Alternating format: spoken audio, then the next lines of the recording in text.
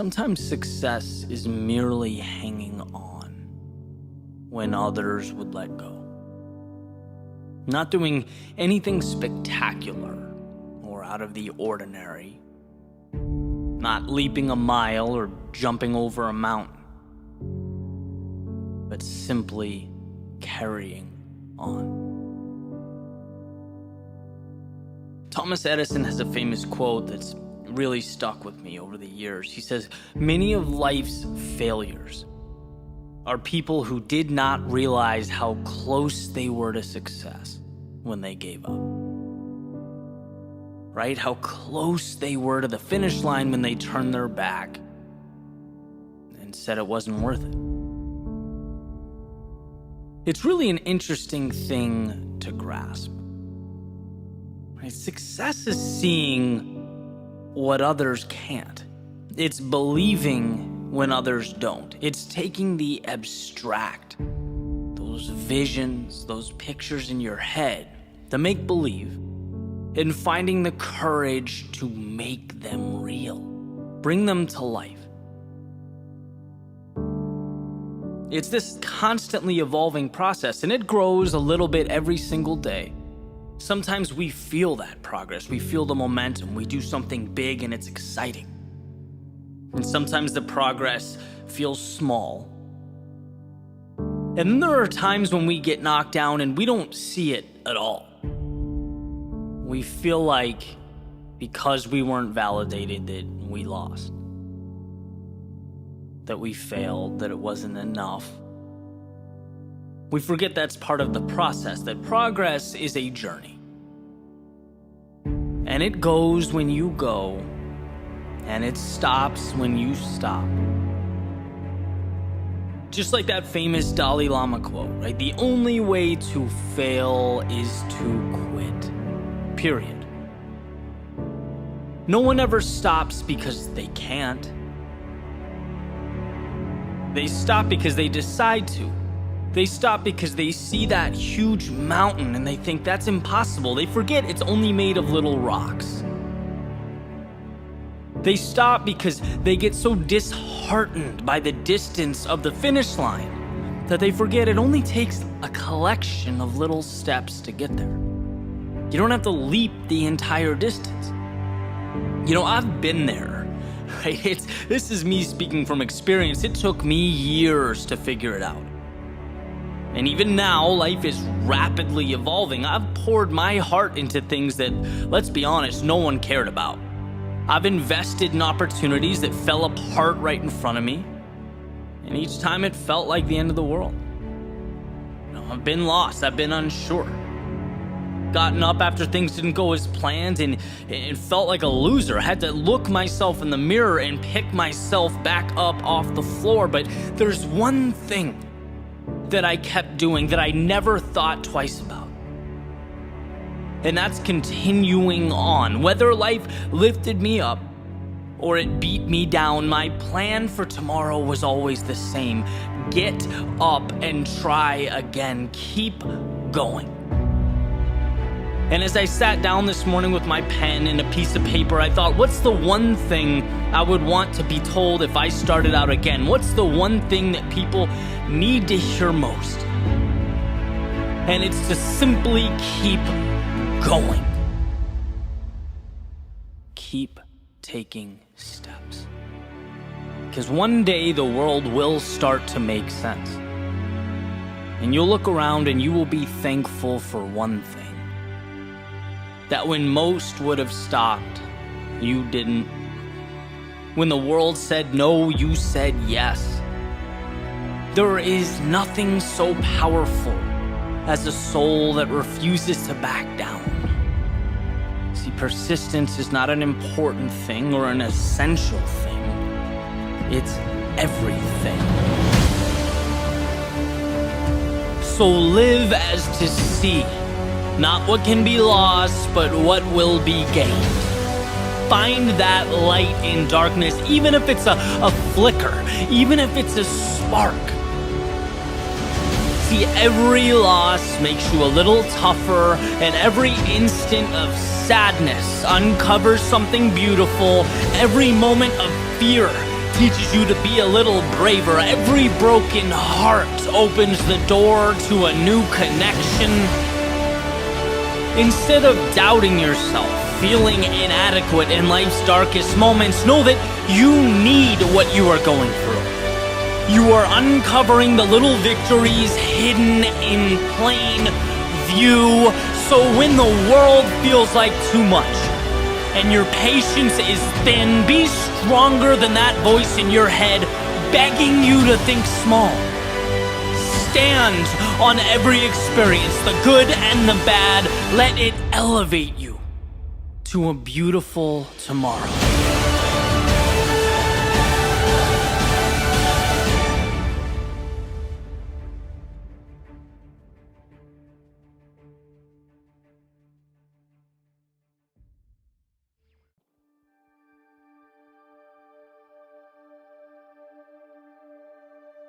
If there's time, then there's time to turn things around. If there is a tomorrow, then there is hope today. The only have-to-be's in life are the ones we prop up and adhere to. And how interesting that oftentimes we don't even realize we're the ones holding them up. There's a simple question that I like to ask as the sun comes up and the coffee brews. Am I living today like it's an obligation or something more? Is it an automatic continuation of the past or a methodical move towards a future that lights me up? And these aren't small distinctions.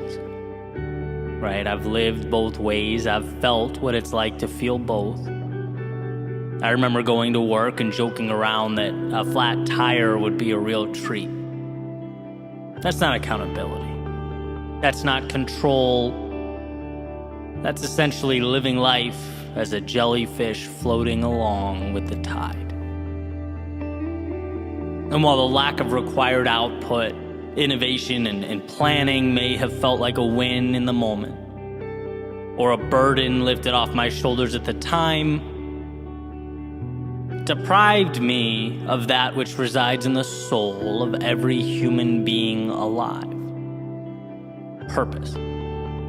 Personal agency. See, you can only go so far, so long being the spectator of your own journey. You can only go so long looking out the window before you wonder just what it'd be like to be behind the wheel. When we put our actions up against the question, why? It astounds me how many things are done because it's what we've always done. We act like we're expected to act, think like we're expected to think, see who we're expected to see. But expected by whom? Some of my greatest breakthroughs in life emerged after being asked why by people I look up to or respect. Why have you accepted that? That's your income? Okay, great, but why? That's how you spend your day? I see. How come? And when one is tasked with looking at their own life through a magnifying glass, some hidden truths always emerge. It shines a spotlight in the corner of the room, illuminating those shadows where one can, if they look hard enough, make out the wolf in sheep's clothing. That is the phrase, because that's how I've always done it. We get in life what we accept. We are what we allow ourselves to be, and if we don't ask ourselves which mountain is worth climbing, which ocean is worth crossing, we simply float with the tides. We're at the mercy of the winds. We forfeit the mastery over our own lives that awaits if we're willing to take that wheel and navigate.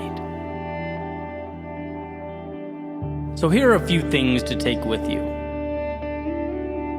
First is you are bound by nothing. The parameters you exist between are of your making. You can get in that car and drive. You can walk away and begin something new.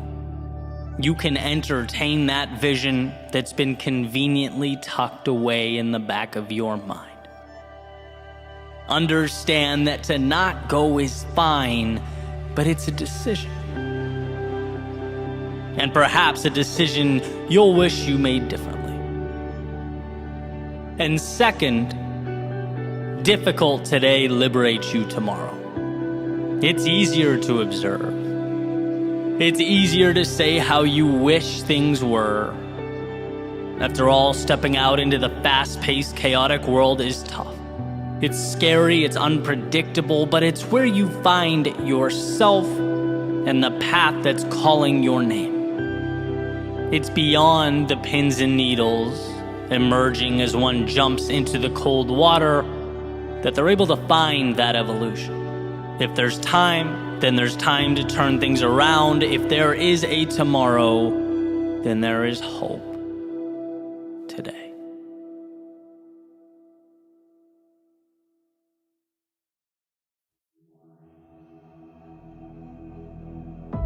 What's the difference between simple and easy? Well, simple is straightforward, uncomplicated. Easy, on the other hand, means achieved without great effort. The difference between those two words is subtle, but essential to understand. One deals with the complexity of an outcome. The other, your will and determination to achieve that outcome. Becoming who you most want to be is simple. But becoming who you most want to be is not easy. Just like walking is simple, yet hiking up a mountain is not easy. The procedure didn't change, the context did. So let's talk about context. Let's talk about this cyclical nature of growth, because it's not that most people can't. It's that most people won't. It's not that most people don't get how. It's that they don't have a strong enough why. The path is laid out before you. You just have to be willing to walk down it. Will you? Step 1, realize there's more out there. It's not that what you're doing now isn't amazing. It's just that yesterday's act of courage is now today's status quo. What was the spectacular is now the mundane. What was once the ceiling you had to jump to touch is now the floor you walk on. So at the very least, it prompts you to ask, well, what's next? Simple. Not easy. Step 2, the acquisition of courage. Yesterday's courage was a fight. It took a lot out of you, and it's ultimately what got you here. But it dropped you at the curb, it waved goodbye and went on its merry way, and here you are. You can stay here. A lot of people do. You can reminisce of the glory days, the old path, yesterday's triumphs. Or you can do that perpetually uncomfortable exercise of vulnerability. Stepping into tomorrow's unknown, reminding yourself that life's greatest rewards have a hefty price tag, and that price is discomfort. But I've already played this game, one might think. No, what you did was learn the rules. Now it's time to apply them to a new setting, and around goes the merry-go-round. It might seem like a replication from the horizontal, but here's the secret. You can't see the vertical. You have yet to look down and see your ascent, see what you're becoming. Just by staying on, holding tight, just by believing in yourself enough to begin again, you are fanning those tiny flames of courage in your soul that wait to be spread like a wildfire. Simple. but not easy. Step 3, mistakes. Now, of course, it's not the mistakes themselves you fear.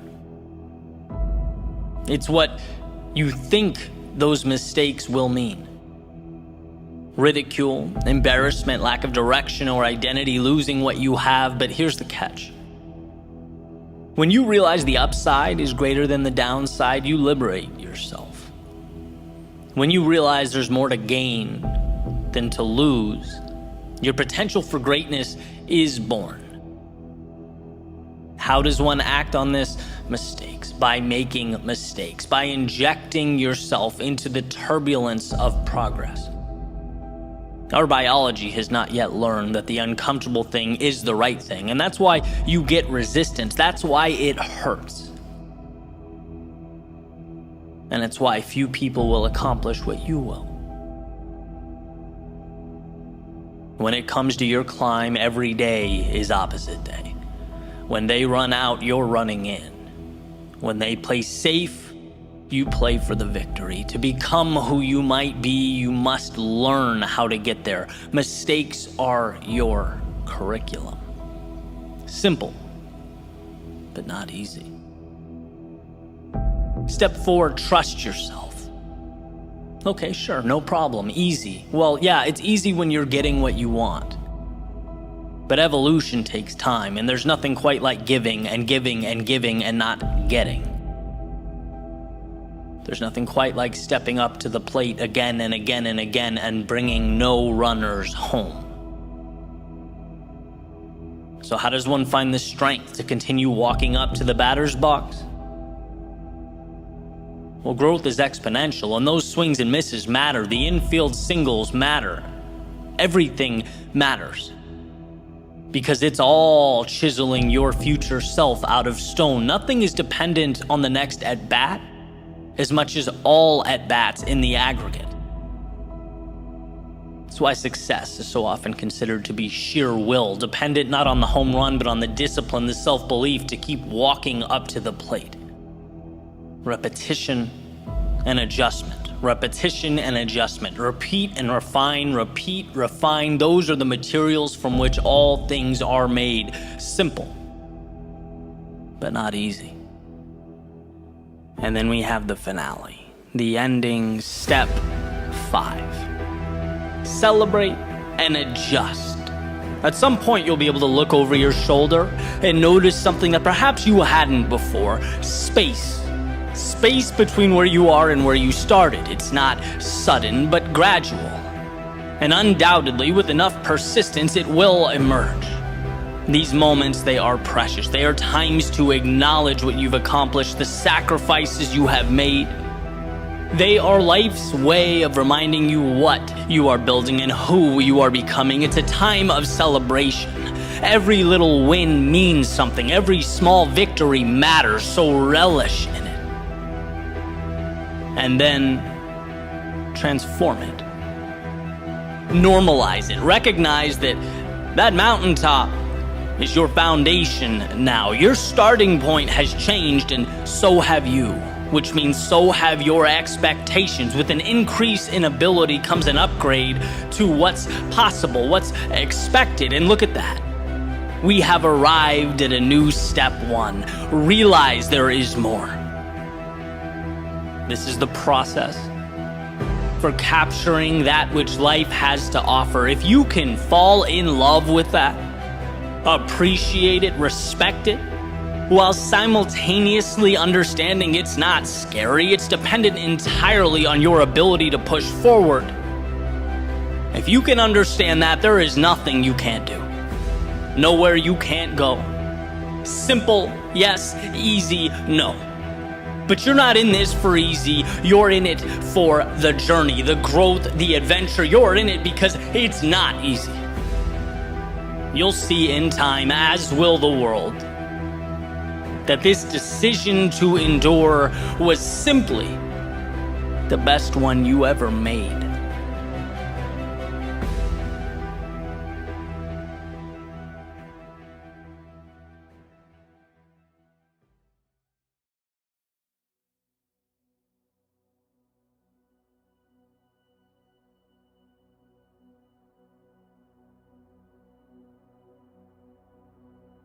The other day I woke up with a plan. 3 things I had to do. So I wrote them on my whiteboard. They were essentially my objectives for the day. But it ended up being one of those days where things didn't unfold the way I anticipated. And for a variety of reasons, curveball after curveball, with some sloppy decision-making sprinkled in there. Eventually, morning became afternoon, afternoon became evening. I found myself exhausted and looking up at a whiteboard that was showing me I had accomplished none of the things listed. And I hate that feeling. Having clear objectives and not meeting them. Right? And so after dinner, I got a phone call, and I found myself talking about how I fell short, getting it all off my chest, letting it all out there. And I got that reassurance that I wanted without even realizing that I wanted it, right? The voice said back to me, Eddie, this happens. It's not a big deal in the grand scheme of things. No one's perfect. You put a lot of pressure on yourself. Tomorrow's a new day, right? That type of thing. And it's like, okay, exhale, time for bed. And the next morning, I was outside relaxing, doing some thinking, and came to this point. And you'll see how these dots connect here in a second.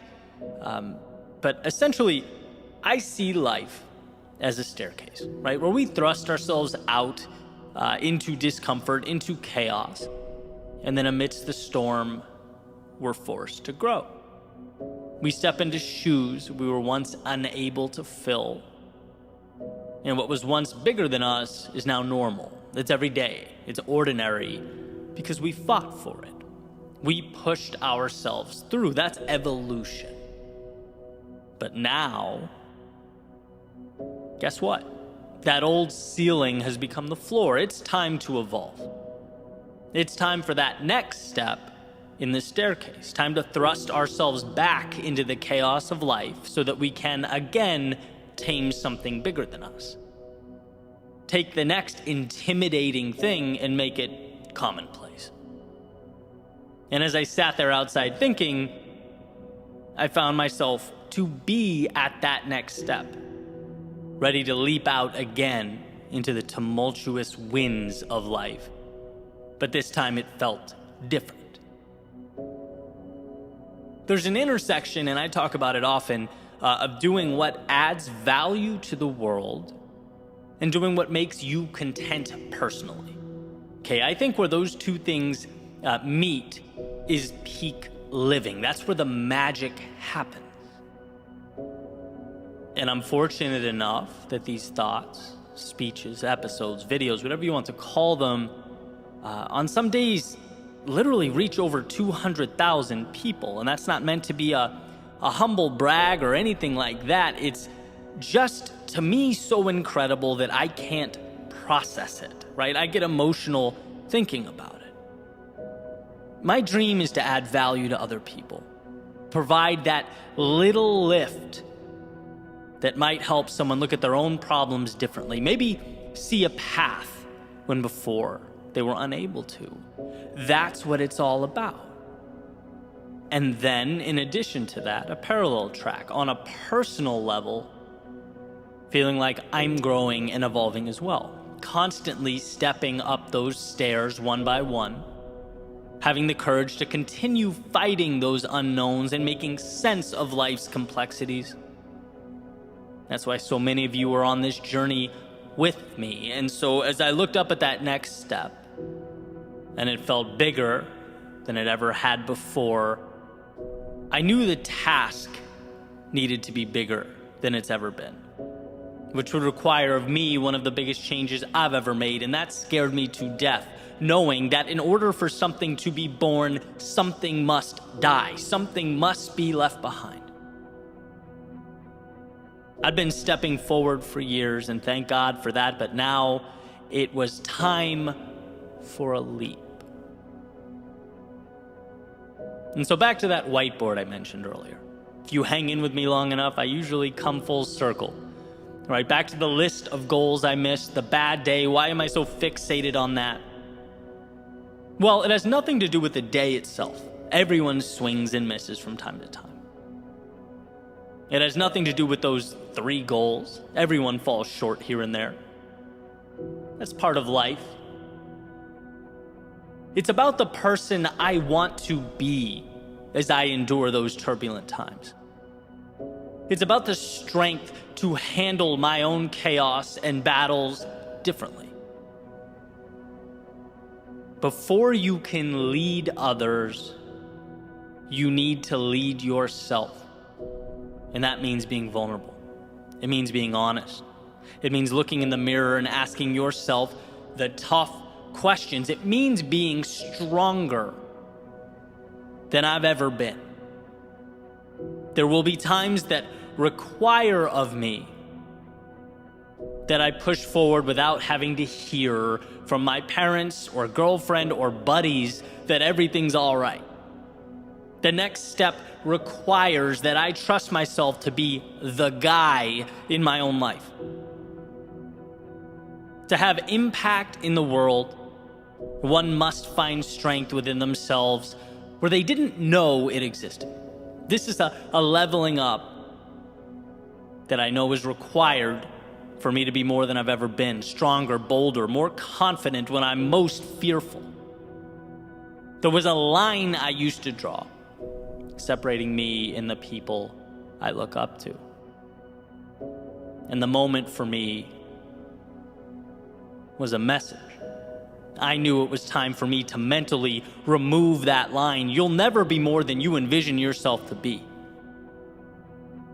It was time to be my own answer. Promote myself to that next level. From the kid with the dream to the man that makes it happen, it's time. It's just simply time. Even the ones I love, the ones closest to me, they can't provide that. It has to be internally derived from a place so deep that come hell or high water, it's happening. And telling people about my little misfortunes so that they can pat me on the head and tell me things are great, that's antithetical to what is required of me next. There is a level of courage and strength and excellence in all of us that lives at the bottom of this abyss that we must pull up with everything we have until it becomes intertwined with who we are and where we're headed. And as I sat there, I knew it to be true.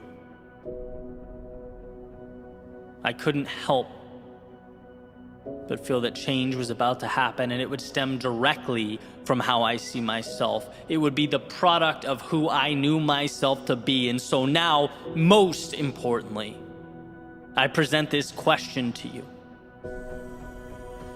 Are you at that next step? Are you looking at a chasm that must be crossed? Were all your little decisions, all the courage and discipline and strength that you utilized to get here, that has positioned you for this moment, is it telling you something is next? Is it time to dig deeper and be more than you have ever in your life been?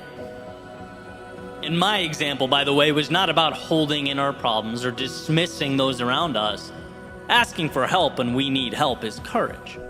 The small circle we surround ourselves with is a direct reflection of who we are. No, for me, it was about being the type of person who trusts myself to weather those storms. About moving with greater conviction. Graduating from going to be to is currently. That whiteboard, that phone call was the turning point and nothing more. And my example may fit your life like a glove. You may think, wow, that's exactly the lens I need right now. But maybe it's not. Maybe your situation is a little different. Maybe the road you're on is newer, less traveled. Maybe it's the courage to take that first step, to play the student perfect.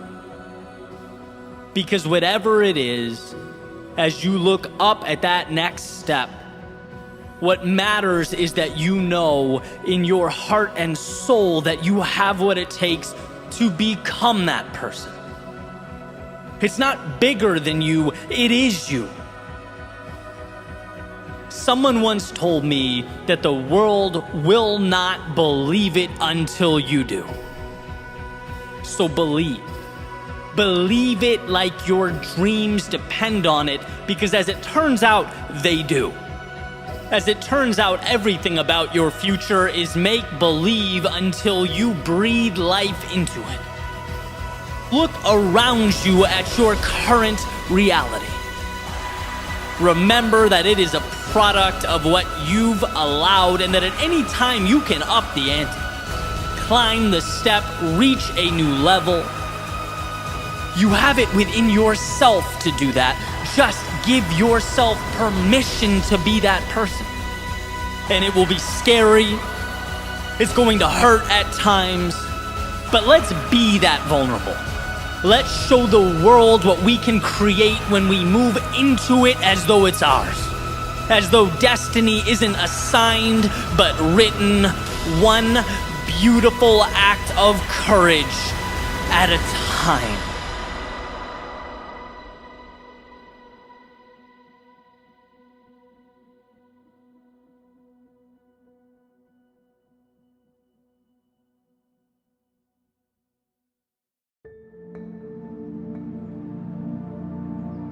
Can life change in a day? Well, what if we made today a day of action, of being decisive, of promising ourselves that our goal or objective is to make a single move, however small? What if today action is king? And we live by the notion that whether the result of our courage is good or bad, whether it's the result we hoped for or the one that we didn't, at least now we have something to work off of. And that means we've moved beyond where we started. What if today we live by the notion that a vision can change our lives? But a vision without that small step is powerless. And today we take that small step. It's easy to forget how good progress feels. How incredible it is to know that we're moving towards something meaningful in our lives. Something that we chose, that we're building. We had the courage to break life down so that piece by piece we could build it back up. We are our happiest when we are progressing. We're designed to map out the unknown, unexplored territory to make it our own. We're not just flesh and bone, but travelers with godlike capability of seeing that which is not yet there. And with an idea and courage, there's nothing we can't do. And that's why when we stop seeing infinite opportunity, when we pretend that settling is okay, that the status quo is enough, we know deep down in our souls that something's missing. We need the next door to unlock. So today, let's find just one door that we can open. Remind yourself of the shock wave that goes through your system when inspiration guides an idea and progress turns that idea into reality, because momentum connects every aspect of life. Not hitting the snooze button can mean seeing the sunrise, which can mean you read 3 pages in a book you wouldn't have read, which could mean your day improves, which could mean you make a call that you've been meaning to make, which could mean a dozen wheels start turning, not because you did everything, but because you did one thing. Today can be the day that changes your life. And you don't even need the miraculous to make that happen. You just need to push back against the normalcy of your everyday. Create little microcosms of chaos that you can tame, you can understand, make your own, and then stack on top of each other. today, treat that little voice of uneasiness or nervousness in your stomach as assurance that the path before you is the right one. Remember that almost all decisions are reversible, but that a decision at least puts you somewhere, right or wrong. It moves you along and shows you more of life, the things, the people, the places you've never seen before. And the only bad decision is no decision. Some folks never move towards meaning, towards the things that they want in, well, their entire lifetime, because they didn't realize it wasn't an earthquake they needed to shake the old world at its foundation. They needed to make one decision. One decision that might be wrong, but at the very least would reassure them that wrong decisions aren't fatal. A decision allows you to remap a new reality and take another step and another and another. You can change your life today by picking your arena and simply stepping into it. You don't need to be the best or the greatest or the most innovative. No, that's for another day. Today, if you want to change your life, open the door and step in. You'll be amazed at what transpires.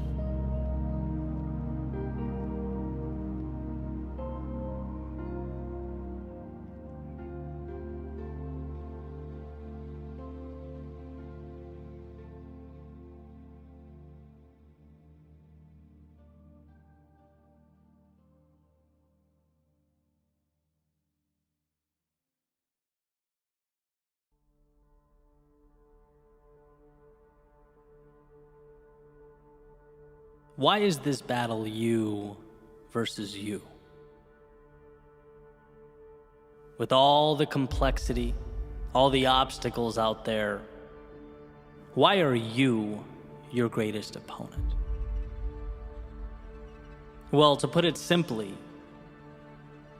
because all those obstacles and all that complexity still can't tell you no. They can't say enough is enough. They can't look back at you and say, let's just settle for what we have now. No, only you can do that. The world may create the landscape. It may construct the terrain and those obstacles. But you are the sole decider on where along the way you stop. You decide how far you want to go and how much you are willing to endure. When it comes to your advancement or limitation, you are in the driver's seat. I just picked up a copy of Will Smith's recent book, and one of the ideas that stood out to me was resilience. And this part in the book, it's actually kind of uncomfortable to get through, but incredibly powerful. He's talking about his childhood and the polarity of his father's personality. A man who would do anything to provide for his family. He took pride in that and saw it as his primary responsibility, but simultaneously was their greatest source of pain. And he mentions his father, hitting his mother from time to time. In one particular example, struck his mother in the face so hard that it knocked her on the floor. And as she stood back up, she said something along the lines of, "You can hit me, but you can't hurt me." And that was the first time Will understood as a child the difference between what the outside world inflicts upon us and how we choose to react to that occurrence. That understanding is power. It's why you are the author of your story. In the sense that every single thing dropped at your feet, every situation, every occurrence, they come with an implicit question attached, a question that you and only you are responsible for answering. The question is, what does this mean? And how you respond to that question determines whether you go left or right at that metaphorical fork in the road. Does the occurrence detract from your ambitions, or is it a multiplier? Does it confirm your doubts and insecurities, or is it your reason to rise to the occasion? An opportunity to stretch, to evolve. That's a gift. That's an invite. Not some sort of divine punishment.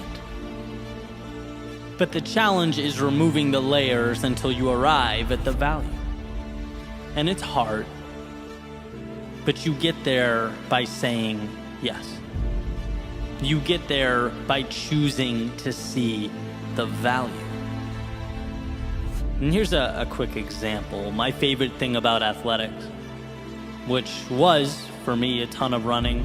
Now I throw more interval training in there, but the same concepts apply. It's a chance to remind myself that I don't negotiate with my weakness. I don't give myself an opportunity to rationalize with the voice that wants me to quit. That question, that fork in the road, I answered it. I charted its course before the workout started.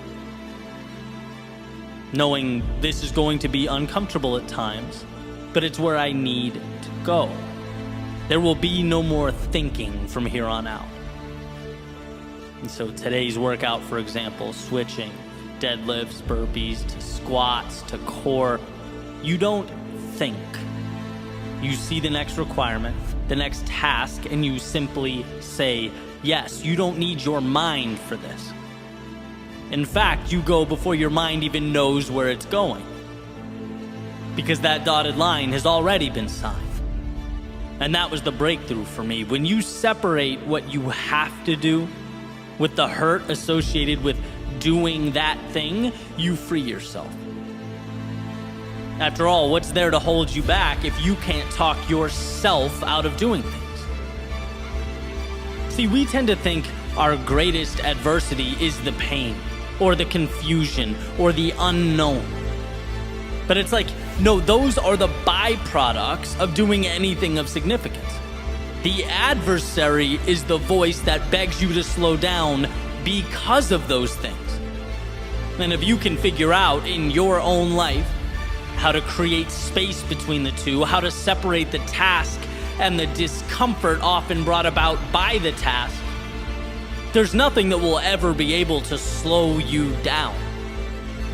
And look, I'm not saying that you walk around without ever utilizing the power of that brilliant mind you possess.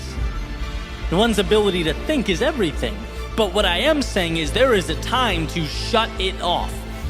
There is a time in which, to avoid overthinking, we simplify. Action, reaction.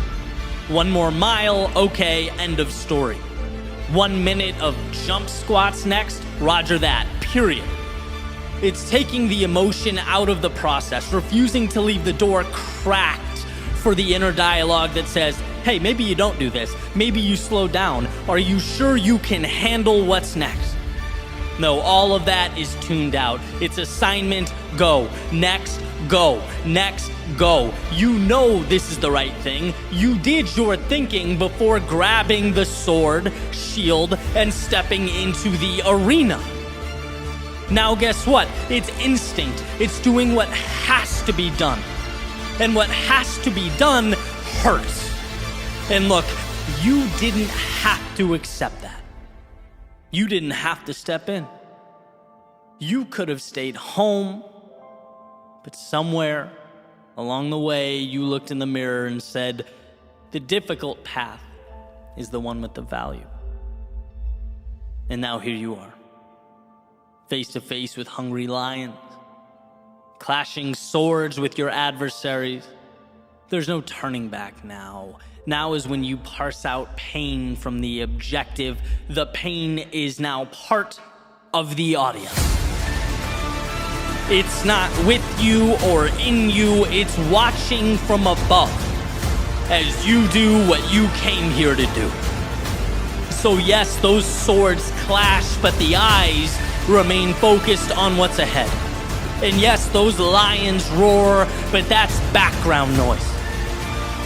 When you simplify your world into objective and action, objective, action, objective, action, there is time for nothing but forward progress. And sometimes that is all that is required of us. In the face of adversity, in the face of pain, self-doubt, in the face of discomfort, can you break your world down into nothing but one single step forward? One more set, one more rep, one more session, one more attempt, just one more. No rocket science, no negotiation, there's nothing to figure out here. It's walking the path before you. It's the discipline to carry on. It's one more swing of the axe. Audience or no audience, lions or no lions, you are bound to the universe at your feet. And that simplified concentration is why you will succeed.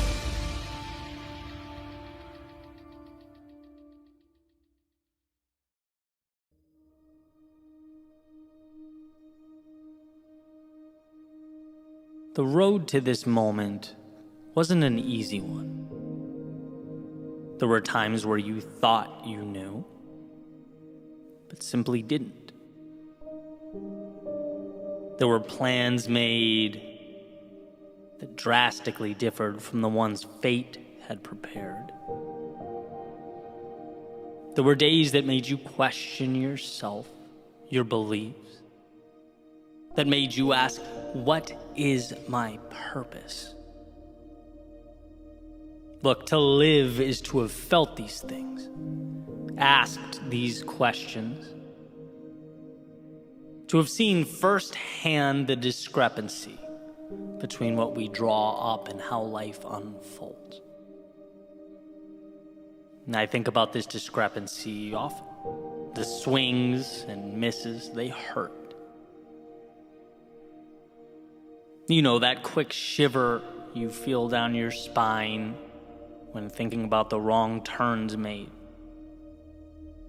The tugging at your heartstrings when reflecting back on things said, or perhaps worse, left unsaid. It's easy to get lost in that feedback loop, letting the past dictate the present, letting yesterday define today. But here's what I've come to see as the truth. To experience the things that make life beautiful, we have to be vulnerable in a way we otherwise wouldn't. Open ourselves up to an unknown that, we could have skipped altogether if we really wanted to. All that pain, all that hurt the past provided could very easily be the reason you shut down, the reason you play small. That hell you walked through could be your justification for never stepping out into the chaos of life again. That would, at first glance, appear to make sense. Seem ideal, even. But that pain could also be the reason you look around you and say, after all that, after experiencing everything life threw at me, I'm still here. And as I stand here now, I'm looking out at an array of possibility that is infinite. I'm equipped with an understanding and a worldview that was once foreign to me. I'm armed with a perspective that has changed my life for the better. By stepping out into the often dangerous, brutal, unforgiving world, I have elevated myself. And that has made all the difference. And while it may feel intuitive to run from a reiteration of yesterday's pain, it's wisdom that urges us to instead use that pain as a multiplier. The key to something more, something miraculous.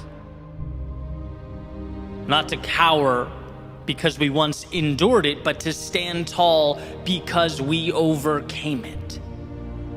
And that's what we often miss. We can think back to the adversity, sure, but we're often unable to see how that adversity shaped us. Our own strength, it's never going to scream out at us. It's never going to let us know it's there. We have to take the time to acknowledge its presence. We have to peer over our shoulders to see how far we've traveled. We'll always have obstacles before us. But if we don't stop and assess, we won't see that the obstacles have gotten bigger. Not because life's gotten harder, but because our own evolution has permitted us to step into bigger arenas. It has equipped us to take on larger adversaries. A simple willingness to be vulnerable has become the flame that lit up your soul. So the question is, will you step out? Will you see that vulnerability not as a crack in the foundation or a chink in the armor, but as strength? To love, it requires accepting a susceptibility to being hurt. To play the game requires an acceptance that you just might come up short. To bet on yourself means understanding that you might fall right on your face. To want more than you have now means acknowledging that you might be humbled along the way. This is what it means to live. Giving a piece of yourself in order to acquire that which means the most. The torturous, often counterintuitive willingness to step out into the darkness of night when your heart races and your mind moves 1,000,000 miles a minute. That's vulnerable. That is power. And it's an investment in a tomorrow that otherwise would not have been available to you.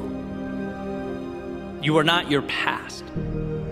You are the wisdom derived from its lessons, the courage removed from its trials, and the hurt that was perhaps at one point the only thing you felt. It's not your reason to shrink into yourself. It's your reason to step back out, to say to the universe, I have the strength to again dance with the unknown, to risk the short-term discomforts that life often hands out like candy in exchange for the chance years from now to look at your reflection and say, I got back up. I did the hard thing. I followed my heart. I wandered into that darkness to obtain the wondrous reality that is for a time concealed. I did that. So love again. Grow again. Try again. Build again. Believe again. See again. Feel again. Step out into the world again. This is who you are. Underneath the fear and insecurity, underneath all those reasons to not go, there lives the beginning of the miracle that is life. And it won't be easy. The timing will never feel perfect, but the question will always exist. It will always exist within an arm's reach of where you stand. Can you be that vulnerable? Can you be that courageous? And not just when things are going well, but amidst the turmoil, the chaos, the self-doubt, when your memory only wants to play highlight reels of where things went wrong, where you swung and missed. Will you choose to see those moments not as the chains that confine you, but as the strength that elevates you? Will you be vulnerable enough to give away some of you in order to expand and transform all of you?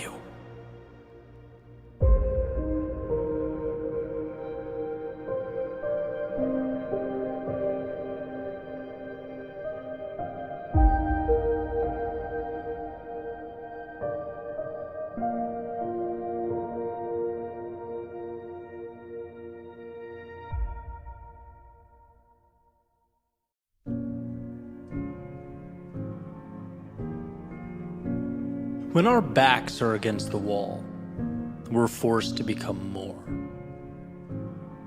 When the clock is ticking, we are tasked with finding answers that hide among us. It's in the darkness we find light, and while lost, we find ourselves. The paradox of life is that from our pain comes our purpose, our evolution, and our greatness. I love thinking back to about 2014, making my way around Boston, having just quit my job, essentially purposeless, clinging to a YouTube channel and a podcast idea that I would name Your World Within. And why? Why do I think back? Why does this mean everything to me? Well, because at the time, I knew nothing. I understood nothing. Nothing about speaking or media, audio, video, nothing about running a business. But more importantly, I knew very little about life and what's truly required to progress in a world with infinite moving parts. I didn't know that my lack of understanding is what made everything feel overwhelming and complex, and that it was up to me to simplify. I didn't know the extent to which I'd have to befriend failure. And that was the most eye-opening realization. Because when you gravitate towards a risk-free existence and you box yourself in, as I had for so long, of course you don't get the upside, but you also don't fail as dramatically either. You know, life was a simple game of cause and effect. Do work, get result, not much room for more than that. And so stepping outside that box in the way that I did changed some rules. I learned some things. First, you can spend time on something, you can exhaust energy on something, and get nothing in the short term for your efforts. And I mean nothing. Unless you count getting your pride stomped on. Unless you count your friends disappearing when you need them most. Unless you count self-doubt and a constant worry about not amounting to anything. I mean, these are very raw, very real human emotions. They tend to arise when we start something new, but in them is also the power. This is where the light bulb turns on and the path emerges. It's where I learned that we only get what we want when we endure what we don't. And what a foreign concept when you think about it, right? It's like, Eddie, take this mic, go stand in front of this audience and pour your heart out. Your knees are shaking, chest is pounding, but dude, trust me, it'll be good for you. And funny enough, it was. It was because the fear in my stomach became the indicator that something new, something exciting, something more was around the corner.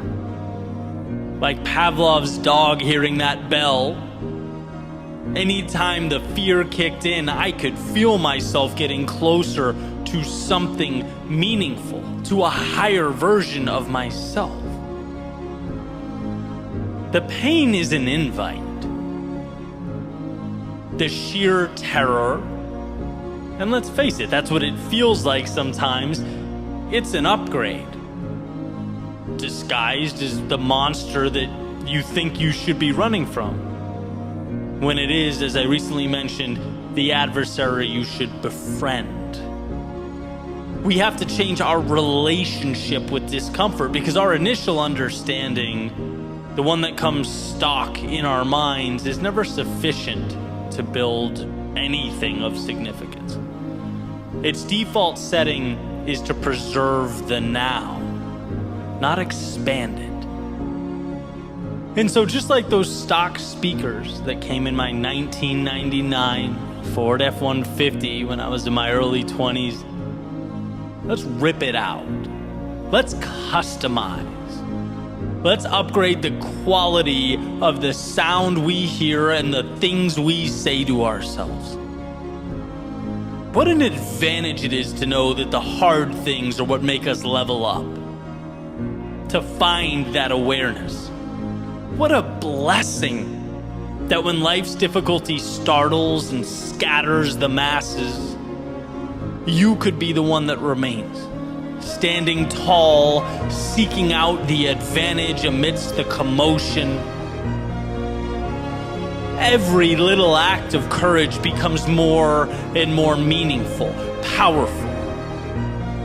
But we must lose ourselves to find ourselves. We must embrace our fears if we are to become courageous. We must fail in order to succeed. And sure, sometimes the price seems steep. But I promise, not going costs more. Wishing costs more. If onlys cost more. So maybe for you it isn't a YouTube channel or a speaking career. Maybe it's something totally different. But it is something.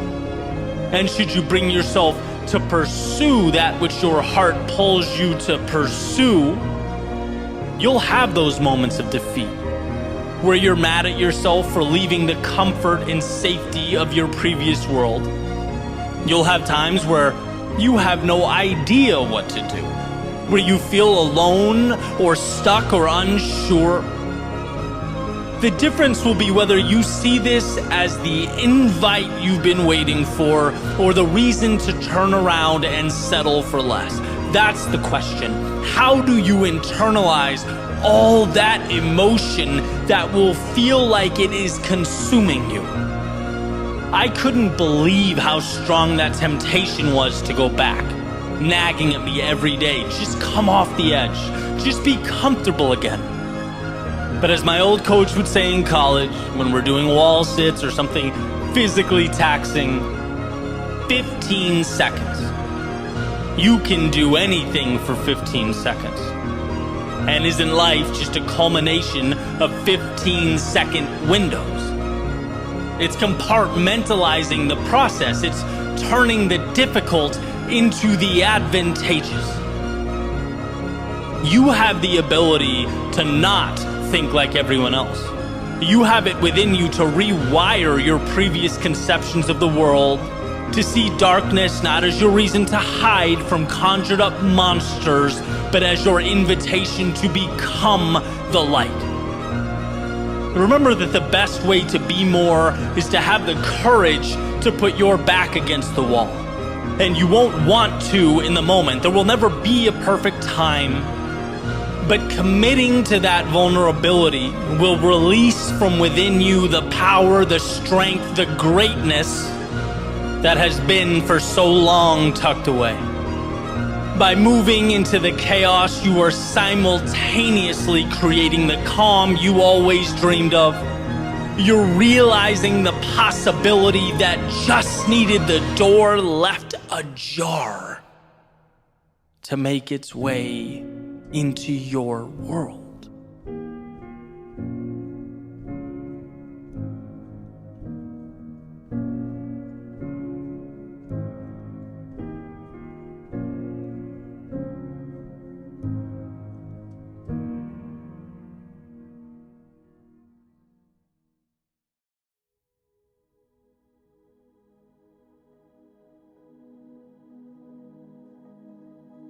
Don't you dare reach for your pocket, I told myself. In fact, take that phone and go put it in another room. Shut your internet off, set your devices to do not disturb, and think. Please, think. You are losing yourself to distraction. Or as Cal Newport puts it, we're in a world that demands more thought, more deep work than ever before, while we all simultaneously become more and more incapable of that focus. And to me, it feels like more than a chuckle at our outrageous screen time or a self-deprecating joke about how reliant we are on our phones, the dopamine hit. I think it's antithetical overall to what we need, to where we find our purpose. Which is a dichotomy that's frustratingly true with so many things. Right? That balance. For me to have a digital business that means so much to me, that I'm so proud of, but also tiptoeing around that same digital world like it's a hungry lion capable of devouring me. Right? That's a real feeling. It's water that's foundational for life, but in too large a quantity will kill. It's the sun that, while integral and responsible for this planet as we know it, also has no problem ending, anything that's too openly exposed to its rays, to its heat. There's always a sweet spot between too much and not enough. Right? That happy medium, that intersection is why we're all here. Because when I don't take time to deeply think, when I lose the big picture, I remain in a cycle of routine. And sometimes that's great, right? Morning routine is great. I don't really have to think about it. I'm programmed. Things like driving a car, as Duhigg explains in The Power of Habit. Your foot stepping on the gas. It's involuntary, and thank God for that. But one must be able to step outside that loop and ask the big picture questions. We have to make time to at least roughly chart the course. And it'll change. Life will present its obstacles, but we'll have at least parsed out what matters and what doesn't. When life is all habit and reflex, when you've lost the ability to examine the self because 1 minute alone with your thoughts is agonizing, well, you won't be able to see past the surface of who you are and what you're capable of.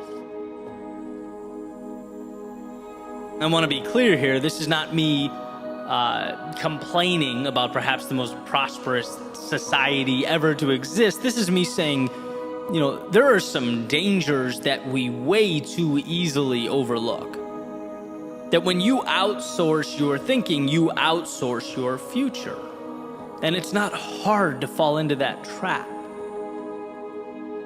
I just referenced the book Deep Work a few minutes ago. I think it's one of the most important books someone can read in this day and age. Cal Newport talking about separating ourselves from distraction. And I remember the day I first listened to that book, I was sick, so I wasn't on my usual run. I was walking, and because of that, I felt this urge to, as the book was playing, to reach into my pocket and check for notifications. And it really was eye-opening. It's like we are scared to completely immerse ourselves in solitude. But solitude is where we uncover so much. Silence is where we hear what our souls have to say. It's where we understand who we are. My favorite Joseph Campbell quote, "The cave you fear holds the treasure you seek." And man, I hate to say it, but I think being alone, even for a short period of time, is that monster lurking in the cave.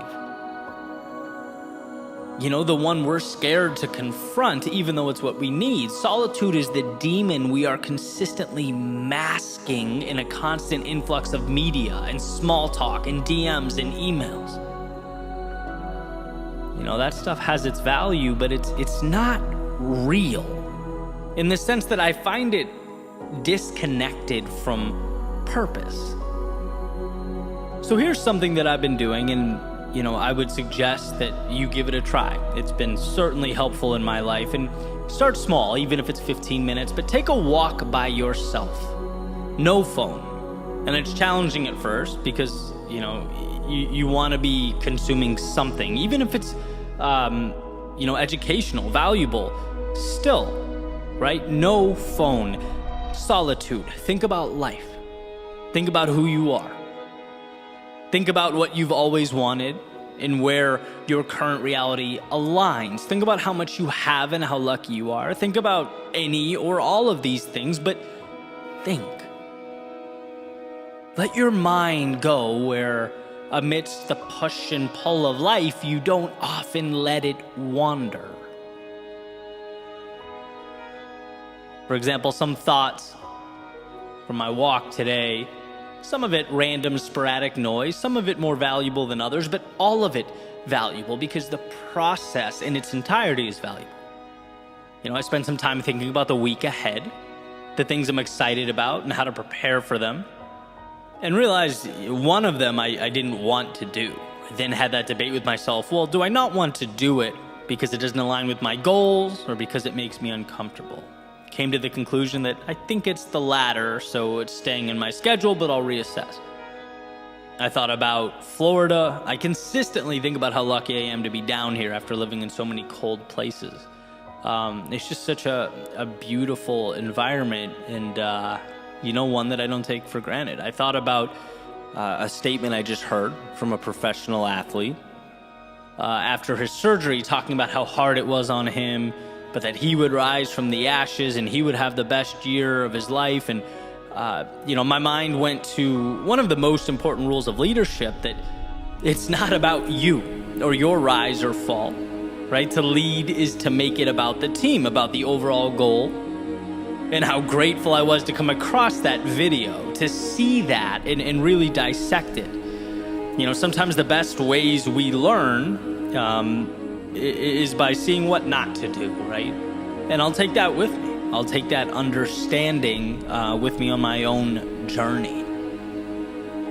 Last thing I remember, I thought about some of the books I've been consuming. I've taken in an insane amount of books over the years, but I've practically stopped reading physical books, right? And now I consume mostly on Audible or other audiobook methods. Made me wonder whether the value is equivalent. How much that varies from person to person, maybe something to research later, right? That's all I remember as I sit here now. But the point is, this is stuff that if I don't immerse myself in solitude and break through the barrier of boredom, I don't get to. And maybe you go through a week where you don't find much. But as the saying goes, right, one idea, one concept, one epiphany can truly change the dynamic of your life. It could change everything, right? There are answers just beyond the realm of distraction we operate in. Some of them pertain to trivialities like the audiobooks and the cold front. Some of them pertain to your goals and your development, who you are, where you're going, and how you'll get there. As Newport says, to simply wait and be bored has become a novel experience in modern life. And while his emphasis and focus is primarily on work and creating an environment to be productive, I want to suggest that it's not only our work that needs saving, but ourselves. We can't lose touch with what matters most. We can't become so shallow in our thoughts and our actions that the beauty remains buried away. There is something in you that's untapped, unfinished, raw talent or desire. There are pieces of you that need to be assembled, and if left alone, will wither away, unremarkably, quietly, and probably without your noticing. So my ask is that you think of this as more than, me cheering on long walks. It's not about the walks, right? It's about time alone with yourself and what that opens up for you. It's about recognizing the spaces we need to carve out from the outside world. so that when we re-enter the outside world, we know who we are. We understand where we're headed. We don't go where the wind blows. We are able, as the saying goes, to adjust our sails to get to our destination. All you need is more time with you.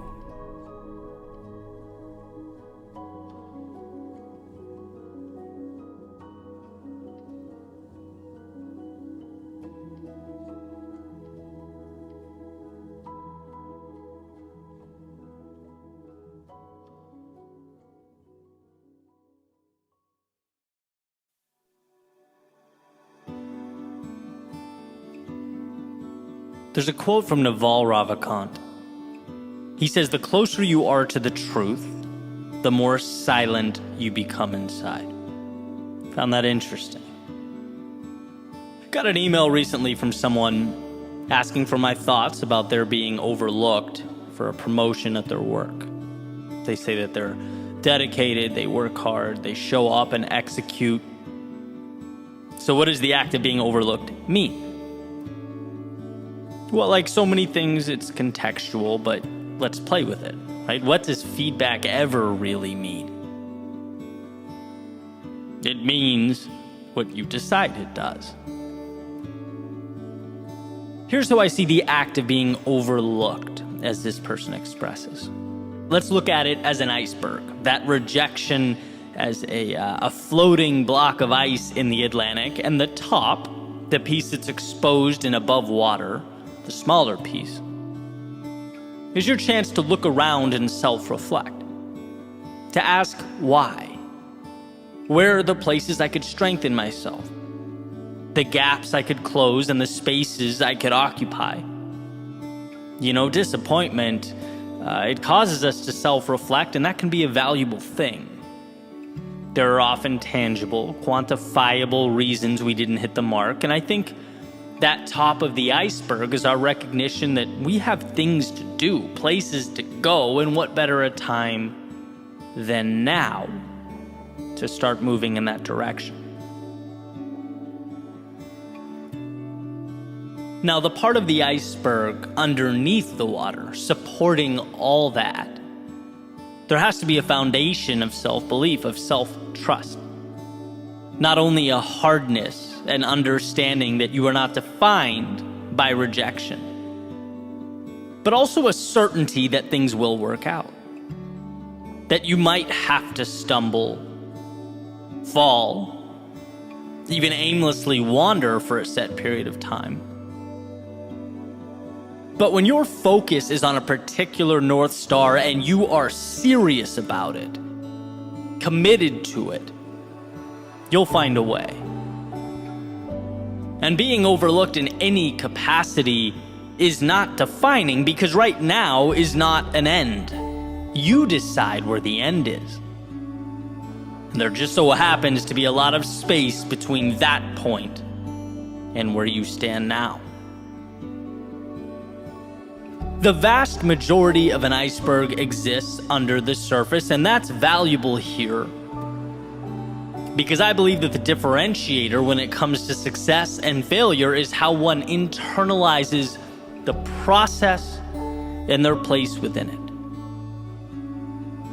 If you know you're going to succeed, if you are confident in yourself and who you are, then the little wins and losses along the way tend to mean less.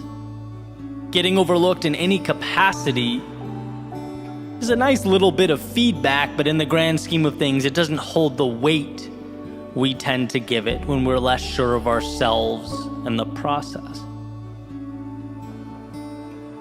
So let's get back to the quote. The closer you are to the truth, the more silent you become inside. Well, here Naval is stating in one of his podcast episodes that the wiser someone becomes, the more quiet or stoic they become. Referring to the character that I allude to all the time in this podcast, the loudest person at the table, right? Always talking or seeking attention. Often this character's overcompensating for something. And that's what Naval is, in my opinion, properly stating. But I want to hijack the quote a little bit, because I think this applies to our own mental chatter as well. When we are sure of ourselves and what we're doing, the internal dialogue is reduced. When we believe ourselves to be correct and in line with our values and our vision, the mind tends to be calmer. And I can use this YouTube channel and podcast as an easy example. Right? I have self-belief when it comes to my ability to do this. I've invested years and years and believe that over time it's become a strength of mine. So when that inevitable negative feedback or comment comes in, which happens, right? It's the internet. I take it for what it is. It's the tip of the iceberg. I assess whether there's any value to be extracted, and if there is, I put it in my back pocket. But the point is, I then move on. Because underneath the surface, under that tip of the iceberg, there is such a substantial amount of self-belief and determination in the process that negativity, it means very little. It doesn't define me. And that's the point that I aspire to cling to. And conversely, as counterintuitive as it seems, I think we should be the same way with positive feedback. Right? Like when nice things are said, it makes us feel good and we should be grateful, sure. But the idea is the same. Examine, pocket the feedback, and move on. Because if we rely too extensively on good feedback for our self-worth and our sense of identity, it's going to be hard to avoid doing the same thing when the other stuff comes in. It's about having a vision and trusting yourself, right? This is not you versus the world. This is you versus you, and we can't forget that. It's a person committed, determined, on fire in their purpose, collecting data along the way to something greater. And look, sometimes that data comes in the form of being overlooked. It highlights ways you need to make yourself stronger and better. But sometimes it validates and recognizes your greatness, the value you're already adding to the world. Either way, you're moving forward because it's who you are. And as long as you tell yourself you're going to win, and those 2 feet underneath you haven't stopped moving, you're putting yourself in position to capitalize on all the opportunity life has to provide. You are going to see the compounding of all those steps you took. The ones you took when it hurt, and the ones you took when it didn't. When you were sure and when you weren't.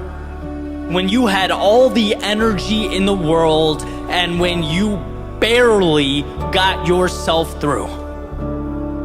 All those times, they mean something.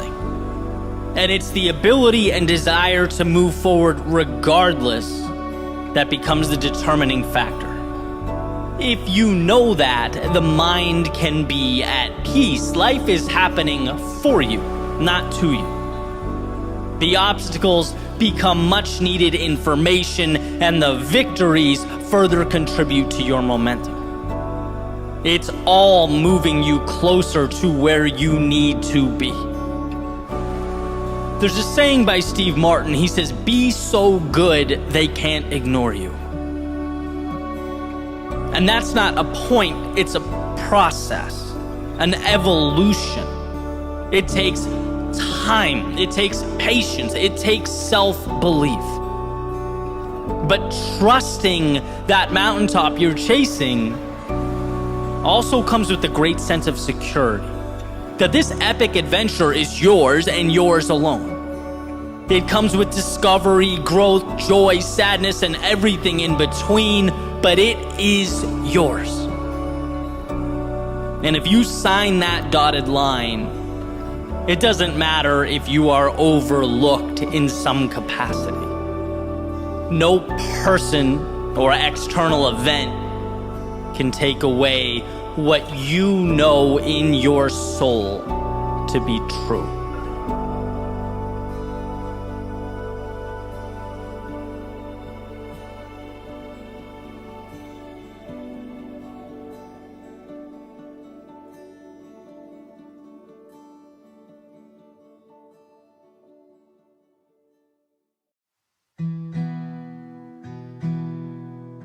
sometimes the inspiration doesn't come to you. No, sometimes you have to go out and find it. When it hurts the most, when the deck seems stacked against you, when the road to travel seems to be longer than you can endure. These are the times we're tasked not with waiting, but with creating. And those lows, they become highs because they force us to self-assess, to look around and say, I don't want to feel this way anymore. I'm done tolerating X, accepting Y, associating with Z, and so a bridge must be created to something. And your question is simply, what's that something going to look like? Here's what's interesting. Knowing what you don't want is often the beginning. It breathes life into a first step. Maybe you look up and you have no idea what step 2,000 or 3,000 looks like, and that's perfectly okay. You don't need to know exactly where you're headed, exactly what the top of the mountain will look like. What took me forever to figure out is knowing that here isn't right for you, wherever here is enough. Because it is the beginning. The engine that makes it all work. You don't owe explanations. Apologies aren't required of you. All you needed was that feeling in your stomach that more is out there, and perhaps you've been depriving yourself of it for a tad too long. You just need to leave scarcity behind and train your eyes to find the abundance you exist within. The other day I saw a quick interview Tiger Woods was giving. And I'm not really a big golf guy, but when the greats talk, I listen. And those who have been following him know that he's had kind of a rocky past, right? A very public, family situation to injuries, surgeries, a recent car accident. And you can only want someone like that to rise from the ashes, right? I feel like everyone's rooting for him to rediscover the dominance he once possessed. And basically in this interview, the interviewer's asking him about day one of the Masters, where Tiger played well enough to make the cut. He survived day one and was about to continue the tournament into the weekend, but it certainly wasn't the best golf he's ever played. And so upon reflecting on it, he says, and I'm paraphrasing, things aren't the way I'd like them to feel, but I've given myself a chance. And I love the way that sounded, right? Not just because it came from a man who's been metaphorically battling uphill for what feels like some time now, but because it's how we all reemerge from our adversity. It doesn't matter what happened yesterday. Your past, all of it, the ups and downs, the bumps and bruises, they've all brought you here. And if life is one giant tournament, you've made the cut. You get to play in your Masters. Tomorrow is coming. And it brings with it the chance to right the ship, to discover the undiscovered, to find yourself again. By showing up today, you've given yourself a chance, and that is the most powerful thing one can possess, a chance. I think too often we look at what we don't have. We spend our time focusing on the holes, the blank spaces, the gaps, instead of looking at the opportunity we've created to pivot wherever we deem necessary. The flexibility is the asset. but only valuable when we recognize and utilize it. And yeah, that can feel like a tall order when we are not at our best. When we're operating at a level that, let's say, is less than ideal.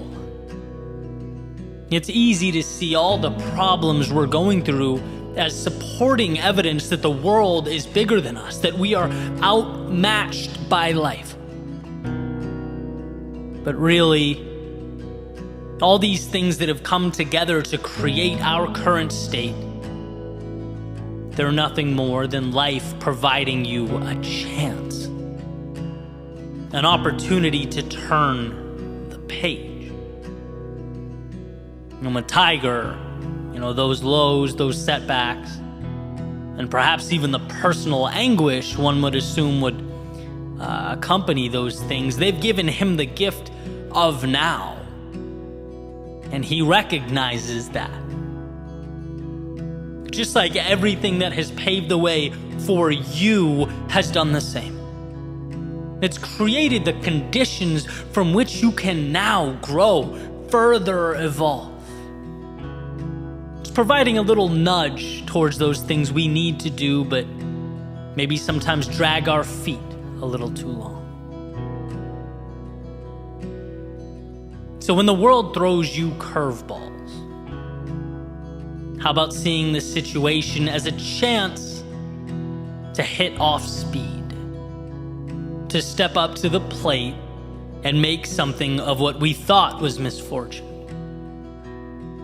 When one trades, it's happening to me, for it's happening for me, you're presented advantages that were previously unavailable. They weren't there.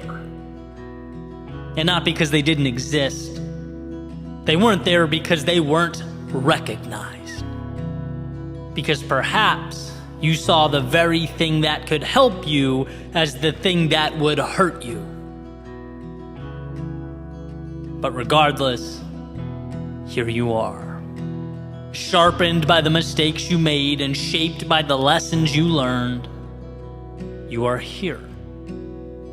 Not to relive the past, but to create a new reality, write a new chapter, walk a new path. You are here. And wherever next happens to be, let it unfold.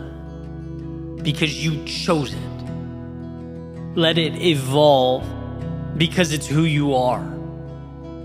Leave the stands and make your way to the stage, where sure, the stakes are higher, but so is the upside. I often talk about the power of looking over our shoulders at those highs and lows from time to time. Not because they have power over us, but because they have made us powerful. Look at all you've endured. See all that you've overcome, and for what? Well, to put it simply, for the gift currently at your fingertips. The chance to say years from now that sure, you lost yourself. Things became chaotic, confusing, convoluted. Maybe you were unsure. Maybe at times you even felt alone. But those times, the same times that could have kept you down, instead reminded you what you were capable of becoming. You don't get the light at the end of the tunnel without walking through the darkness. And so to remember that all this has unfolded to bring about something beautiful on the other side, well, that just might be the perspective that you've needed, that you've left behind. The world will only give you what you ask for. And so right here, right now, instead of accepting a continuation of your past, how about demanding an evolution of yourself? That game of life awaits. And so for your sake and the world's, don't be afraid to play.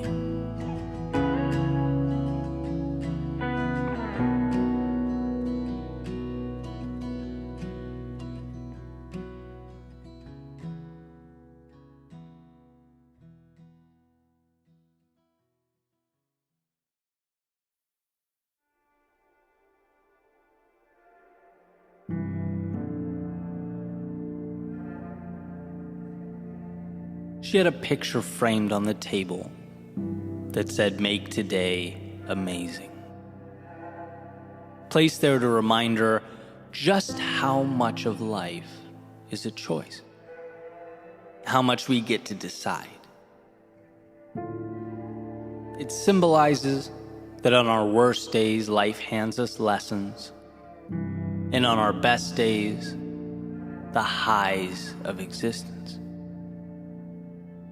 During our low points, currency. And during our high points, the chance to cash it all in. Yeah, make today amazing. Because today's are few and far between. Today's are not an inconvenience, nor an obligation. Today's are what it's all about. Today is the big show. The answers we look for. The destinations we long for. Today is a place of dreams. That is, if you choose to leave room in your world for dreaming. Today is the beginning of wherever next is for you. A chance to see the new and normalize it. To stretch, to reach further out and pull impossible a little closer into your orbit. You can do that. And while one often can't control what they are given, they can control what becomes of what they are given. Like architects and designers engineering what will be and what the malleable world around them will become. When one raises their standards, life seems to accommodate. Because believing it means acting the part, means making the changes, means the external world makes room, means your identity is reinforced, and so the cycle goes. By making today amazing, you are making yourself more. Decisions are the beginning of all things. See, very rarely is the tool in and of itself the differentiator. It's the vision that pulls us through. And if you take something arbitrary, say a hammer, there's no way to, based upon its existence, determine what it will mean or what will become of it. A hammer can be an agent of chaos. It can smash and shatter and destroy. It can be the thing used to tear down. Or it can be what builds. It can connect. It can alter and redefine so that something, when all is said and done, is brought into an existence that never was. It was never the tool. It was how the eyes viewed the tool. It was the vision that designated the roles that made today amazing. And the reason we all need this reminder, as far as I can tell, is because the difficult things just so happen to be the meaningful things. Because we are fighting not against some little rule or idea we picked up along the way. We are fighting against our DNA, against thousands and thousands of years of evolution. Because the fear that kept our ancestors alert and alive now in a totally new world keeps us contained and our talents minimized. The approval of others that kept us safe and secure as we once traveled the landscape in small groups, hunting and gathering, well, now it keeps us needlessly looking over our shoulders and craving acceptance. The unknowns that kept us out of the dark cave with the predator living in its shadows now keeps us confined, looking out at life's potential through self-made windows. We need to be reminded to make today amazing, because those things are quite the adversaries. Because our default is to just let the ship sail. Our default is to simply survive. After all, that is the standard and the rule by which living things abide. Make it another day. But I believe you are more than a living thing. The godlike ability to not just exist in a world, but create new ones is a miracle, both a blessing and a responsibility.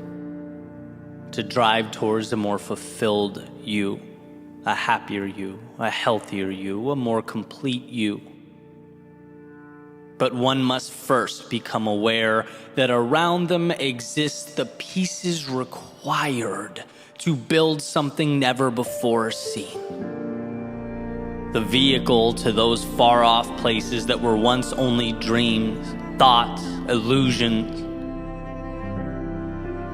I've always believed that if it means something to you, it's not stupid. It warrants exploration.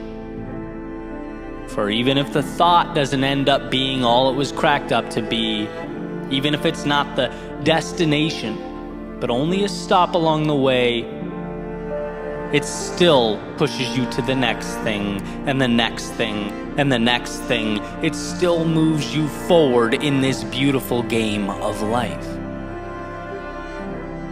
So decide.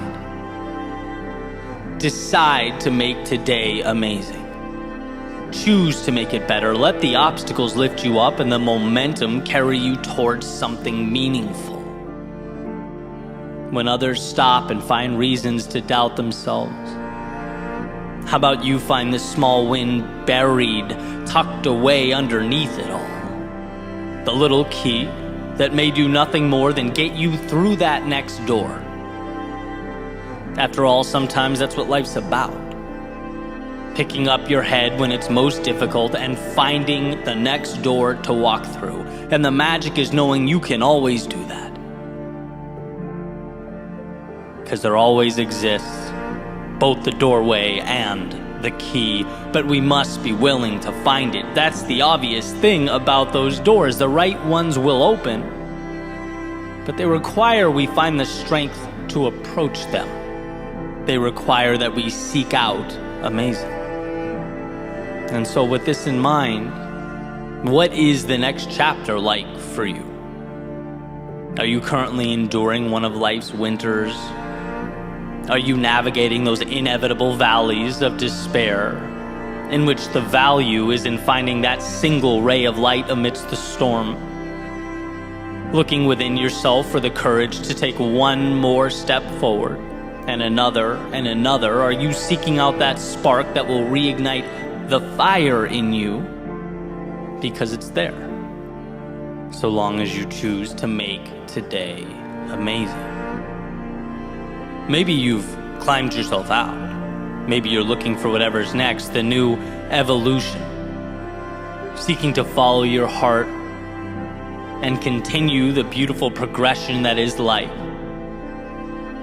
Let the external world support that vision. Choose to see the detail not as trivial, but as the answers. The tools that will lift you up and support what you are building, it's there.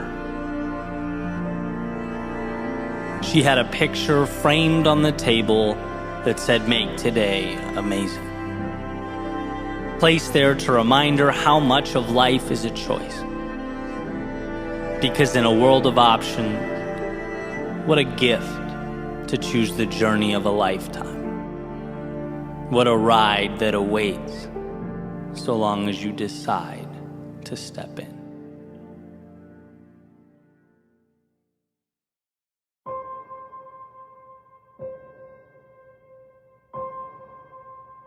There's a quote attributed to Lincoln. He says, "Be sure to put your feet in the right place, then stand firm." The other day I was listening to Dan Carlin's podcast called Hardcore History, which, side note, is an incredible podcast. Guy's a brilliant storyteller. And as I was listening, there's a specific idea that I wanted to dive into, an idea that I believe if we make an effort to understand and fully commit to, is capable of changing our lives. But first, some quick context, right? So Dan starts off this episode called King of Kings, talking about the Battle of Thermopylae in the year 480 BC in ancient Greece. It's that famous story that a lot of us know where King Leonidas leads that small army, which includes 300 Spartans against this massive Persian military force that's invading. And the quick version is essentially Xerxes, who's the king of the Persian Empire and in charge of that massive army, tells the much smaller Spartan force that if they lay down their weapons, if they submit to him and let the Persians pass, no harm will be inflicted upon them. They'll be free to go about their lives. And here's the famous line. In response to the Persian command to lay down their weapons, the Spartans respond, "Malan labe," which means, "Come and take them." It's the Spartans' way of saying, look, the only way we're laying these weapons down is if you rip them from our cold, dead hands. Right? With everything on the line, the odds stacked against them, the ground beneath them basically shaking from the march of a far superior fighting force moving directly towards their location, they would not let go of their principles. They were fighting for something bigger than them.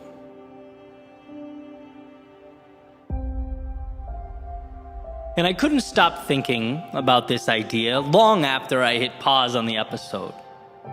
I guess I was awestruck by the power of living life with that type of conviction.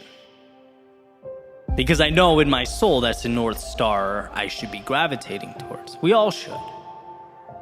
The strength to be unrelenting with regard to that which we care about. The aforementioned quote from Lincoln about finding the right place for our feet and then holding steady.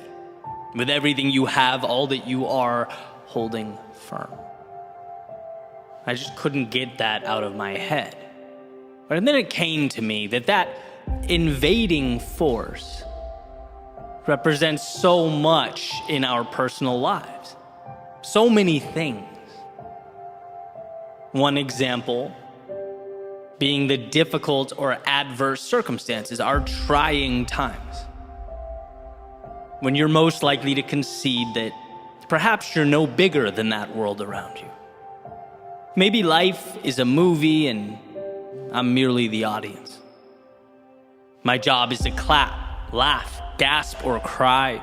I'm a cog in a wheel, a line in a script, powerless. In which case, you should be reminded of Viktor Frankl's famous observation that everything can be taken from a man but one thing, the last of the human freedoms, to choose one's attitude in any given set of circumstances, to choose one's own way. In other words, the outside world may change. It may evolve, but it will never have power over how you choose to internalize and view what's happening. That's innately yours.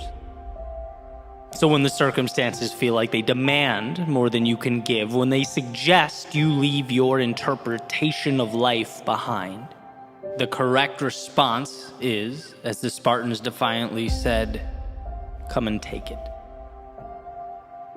That army could represent a pushback against your values, the pillars of your individual foundation that you feel, amidst all the pressure, tempted to let go of.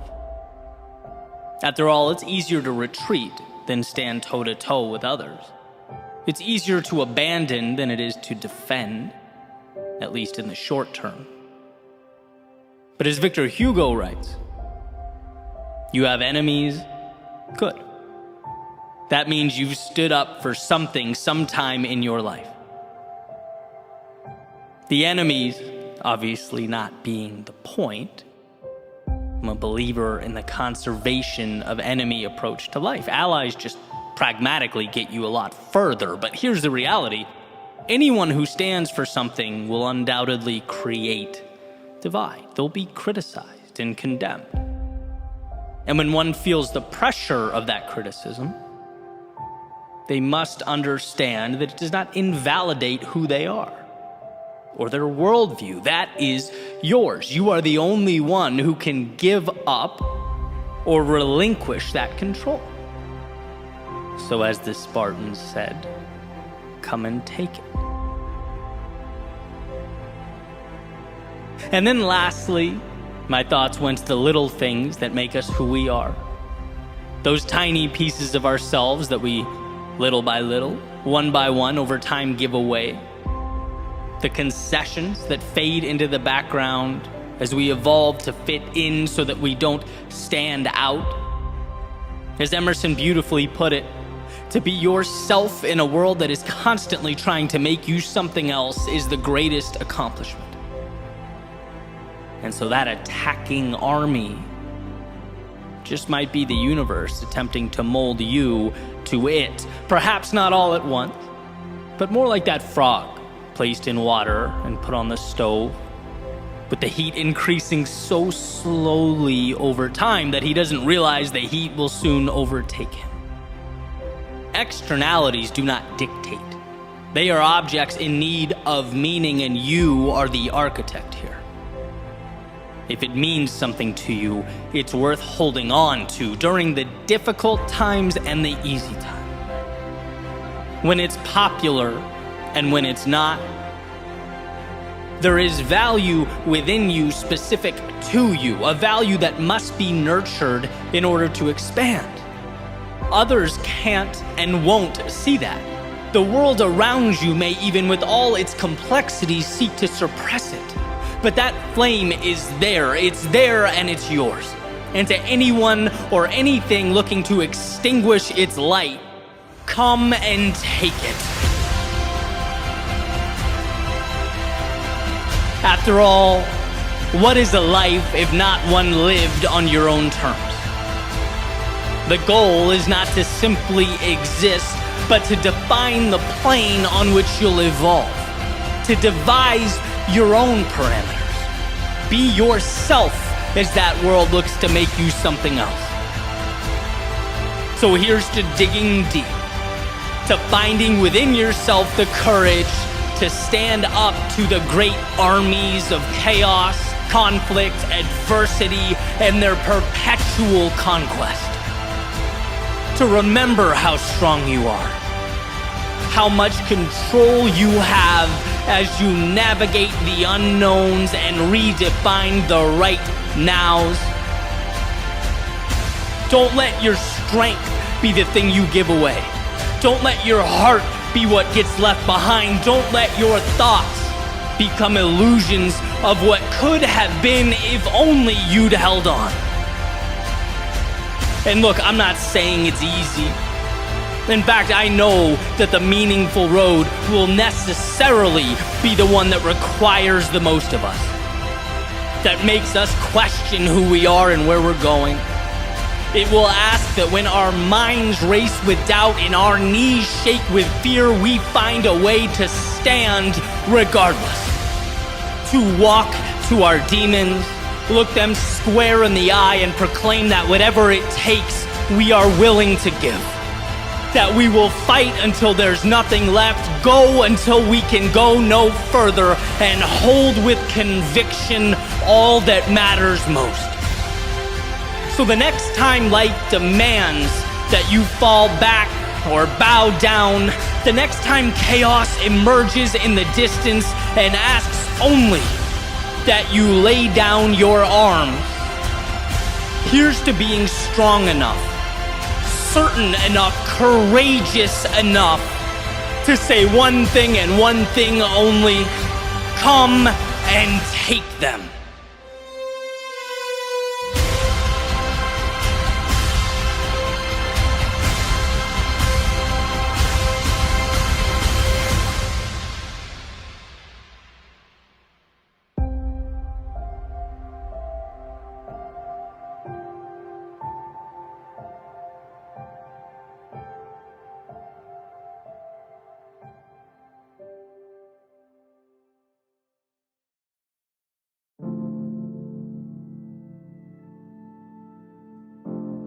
Around 2011, I hurt my left arm and had to get surgery. So for a while, I was pretty limited as far as what I could do with my upper body, and that's really when I fell in love with running. I started doing it almost every day, sometimes those long runs outside, clear my mind, sort of reset a little bit. And sometimes I'd mix it up, hop on the treadmill and do my favorite workout, which was a pyramid, right? Where you break 10 minutes into 4 segments, 4, 3, 2, and 1, increasing in intensity with each segment, and then you start over. And that's where this whole idea comes from. It's this treadmill workout that I want to talk about, because there's a little ritual I picked up that I still implement to this day, and it was simple.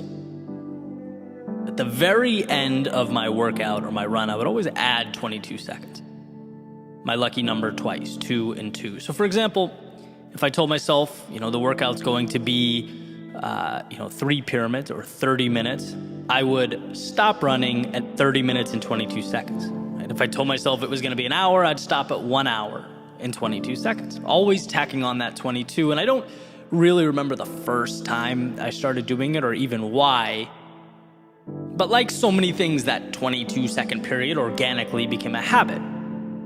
Sort of evolved to take on a life of its own and would come to symbolize for me a little challenge. The idea that the end is never really the end. And no matter how tired I was or how bad I wanted to stop, especially when you can see that finish line in reach, I could always squeeze out a little more. Like there's always something extra to give. And you could certainly go down that 22-second rabbit hole, right? Just 22 more seconds. And then you finish that and you realize you can do just 22 more and just 22 more. It's like this never-ending spotlight into how incredible we are as humans. That our stopping points almost always are constructed. Rarely is there not an extra 22 seconds or 22 somethings we can endure. And not only that, I think there's a case to be made that our growth occurs in that final push. There's a ton of value, hidden away in there. The stretching of the mind and body, the last rep that breaks down the muscle, the last few seconds of that run that force the lungs to work their hardest, exhausting that last bit of energy and focus, studying for an exam. Maybe that's where you confirm your comprehension and understanding of the subject matter. It's like when we are pushing ourselves just outside the limits we drew up, we are simultaneously expanding those limits. And so over the years, I've adopted that mentality. And I look at myself in the mirror now and I can see it. I'm not the same person I was a decade ago. Those little decisions to add on 22 seconds, they stack up, and they stack up in a unique way. Because it's not necessarily about the time. It's not the same benefit that, say, an hour every morning at the gym would bring. Obviously that would be incredibly valuable, but in a different way. I'm talking about mentally, an armor that we come to wear, an identity that gets materialized. It's how you see yourself and how you see the world. You understand how manufactured our parameters are. And I get it, we have to stop somewhere, sure. But it's an acknowledgement that those somewheres are fiction. They are arbitrary. You weren't made to exist within them, but to stretch them, to recreate them. And that's an endeavor that is always uncomfortable, but as far as I can tell, always worth it. The strength to go a little bit further than initially intended or designed is what will place you in a league of your own. And that's where I wanted to start, right? Bringing attention to the idea that there's always an extra 22 seconds, and you are always capable of obtaining it. That is yours. Whether you choose to see it or not, it's an option. It's always an option. Which sort of connects us to my next thought. If I know that's who I am, someone that fights for that 22 seconds, if I know that's what I'm capable of, and that's what lights me up, what about those times in my life when I had no desire to reach for the extra 22? Because sitting here, I can think of plenty. I can think of times when there was dissonance between my identity and my actions.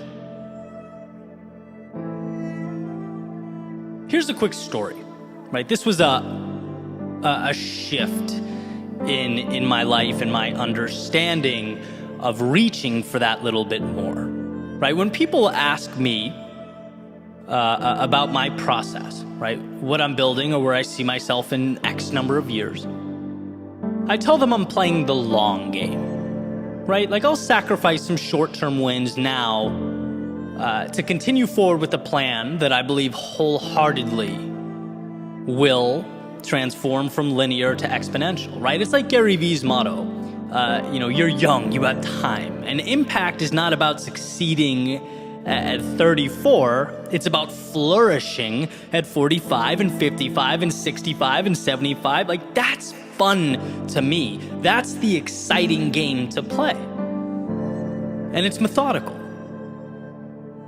The challenge is, as you're locked into this big picture plan, you have to pass a lot of shiny objects along the way. A lot of, hey, look at them over there. Maybe I should be doing that too. That worked for her. Will it work for me? Right? Sometimes you forget to trust yourself and stay the course. And so a few years ago, I felt this pressure to pivot, to adjust focus. Right? I'd been, talking with some mentors of mine who were, very successful in their individual fields and passions. And I thought, hey, you know what? It's time for me to start focusing less on the craft and more on monetizing the craft, right? The dinero side of things, which is great and it's healthy, but here's the catch. As long as you're doing it in a way that aligns with who you are. And so a few months go by and I found myself living in this overly sized and priced condo on the beach that I was going to use to impress clients, making products that didn't excite me, talking to people I didn't really want to be talking to, living a life that was not my own. I'd lost myself, right? My love is storytelling. It's capturing life's seemingly overlooked secrets. That's what I get excited about in the morning. That's the value I want to share with the world. And look, money is important. It's necessary. It's freedom. But for me, it can't be about the money or I lose the drive, right? And here's the point I'm making where it all comes together. What I found is that when you're a stranger in your own body, there's almost no incentive to push for that little extra. It's like, who cares about fighting for 22 seconds? I'm so misaligned, I don't even want to be here. right? That is the red flag. That's the indicator that it's time to adjust. Because if I'm someone who wants more, who pursues and acquires more, and I don't feel the urge to do so, it's time to change. And I broke the lease, put everything I had in a car, went on a little 3-month excursion, realigned. Right? If I'm not willing to suffer through that little extra, to go above and beyond, it's not for me. And so that's a big example, but it obviously manifests in smaller ways as well. Yes, you are someone who can and will chase down the beauty in life, who will transform that little extra into something meaningful, but you also have to position yourself and the world around you to make it possible. And when you don't feel that hunger inside, and this is the point you need to understand, it's not you, it's not broken hardware, it's not that you innately lack drive or confidence, it's that you need to rearrange the scenario. You need to find alignment. Because I promise you, if you want something enough, you'll be willing to fight for it, to hurt for it, to break boundaries for it. But you must first make sure that you're pointed at something you want, something that moves you. And here's the part where I remind you of all those things you've already overcome in your life. Of all the times you thought your tank was empty, but you found a way. All the times you were hurting, but kept moving. All the times you were broken, but put yourself back together. We are not told in school or at work how resilient we are. We're not told that we often stop thousands of 22-second periods short. We aren't told that we're living at a 30% capacity, operating at a fraction of our potential. We don't even realize the little miracles we've created along the way. A strong purpose and a willingness to stretch yourself as you pursue it will change your life. And that's not hyperbole, that is fact. If you want what you've never had, then push yourself further than you've ever gone. And we're talking little stressors, expanding one step at a time, until you eventually look over your shoulder and see the miles you've traveled. Until you look at your reflection and see the evolution that has occurred. It was never just 22 seconds. It was a consistent and sustained shot at the walls you placed around yourself for the opportunity to see them crumble.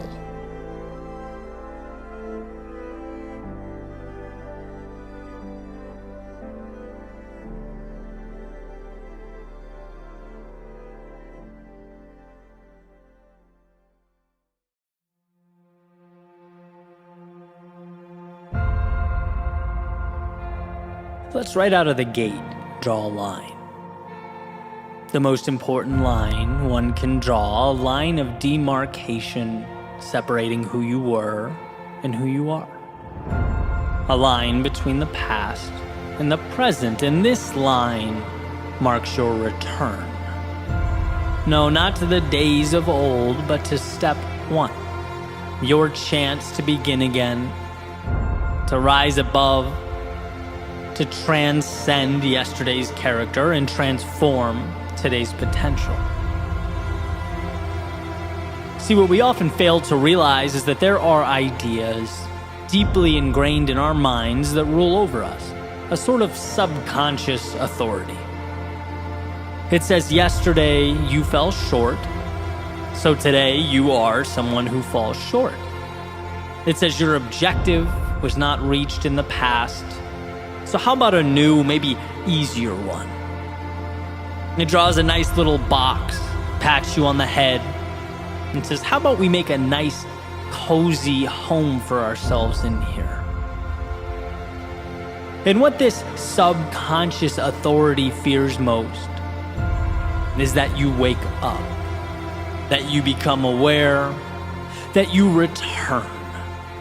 Not to the past, but to the power tucked away under all the stories you somewhere along the way decided were real.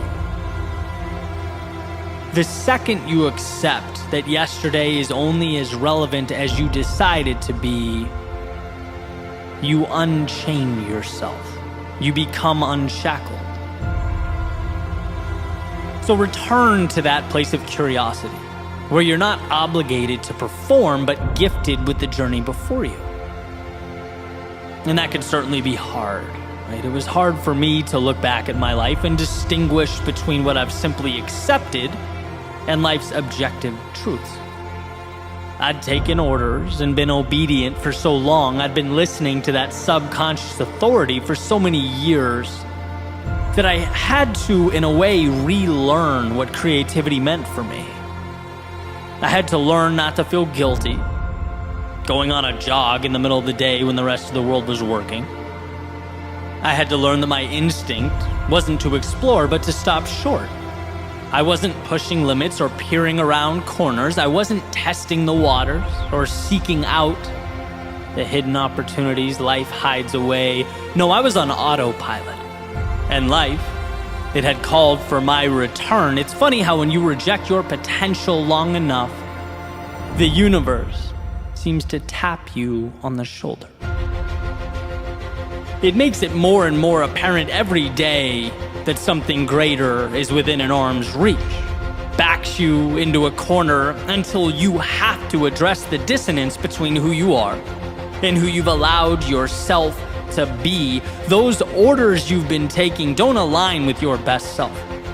And so one must not only create, but in a sense return to their greatness, to accept what they've been running from. You are what you choose to be, and let's face it, it's very easy to choose to be less than we can be. There's a saying that your reality is not destined to be, it is rather what you've chosen to accept. You only get in your life what you allow. And the entirety of this message is about one thing. That light bulb moment, the epiphany, the instant of empowerment that this world can only give you what you ask for. And to not ask, to sit back and observe, makes you a spectator, sitting up in the nosebleeds, watching the activity evolve on the court below. It relinquishes control to powers beyond you, and that's existing. It's not living. So ask. Ask life for the things that lift you up and elevate your existence. The reason a book metaphor works so perfectly in my mind is because when one opens to a blank sheet, they can write about anything. There's no limitation to what can be placed on that paper. And sure, our proclivity may be to continue on the legacy of last novel's cast and characters, but it's by no means required. In fact, with that pen in your hand, you can craft a new world entirely. New places, new things, new relationships and ideas, new obstacles to face and defeat. A blank page can be and mean anything, and so every sunrise, every door you walk through presents in the same sense a blank page. Realize that there's no obligation to perpetuate the past or continue on in the same way you arrived. No, this day is yours. Take hold of that self you've hid away. Find the courage to unshackle yourself from how you were once seen by your friends or your teammates or your co-workers. Level up and understand that you don't owe the world any type of explanation. Remember, you're not here to conform, to obey, to live a life of obedience. No, you're here to poke, to prod, to explore, to follow the nagging curiosity, to embark upon the adventure that is life. When you understand that you are not your past, when you see that the person you were has no control over the person you are in this moment, you are free. So with eyes wide, a beating heart, a head held high, step into that world. Because if you live with conviction, with absolute certainty, that life may not always be easy or intuitive, but it's there for you. When you see not yesterday's constraints, but tomorrow's hope, all roads lead to an evolved existence. It's not about perfect, and it never was. It's about understanding that the past has given you everything you need to break away from its grasp. It has provided the lessons, it has knocked you back, pushed you down, and tested your resolve, all for this moment. This second, the chance to return to the greatness that has been tucked away for too long. Again, no miracles, no rabbits out of hats, just you allowing your greatness to emerge from this step forward because you can, because you have that ability, because it's who you are. So go show the world, but most importantly, show yourself. You will be amazed at what's possible for you if you simply allow it to materialize. If you, amidst the darkness of days past, let yourself light up the night.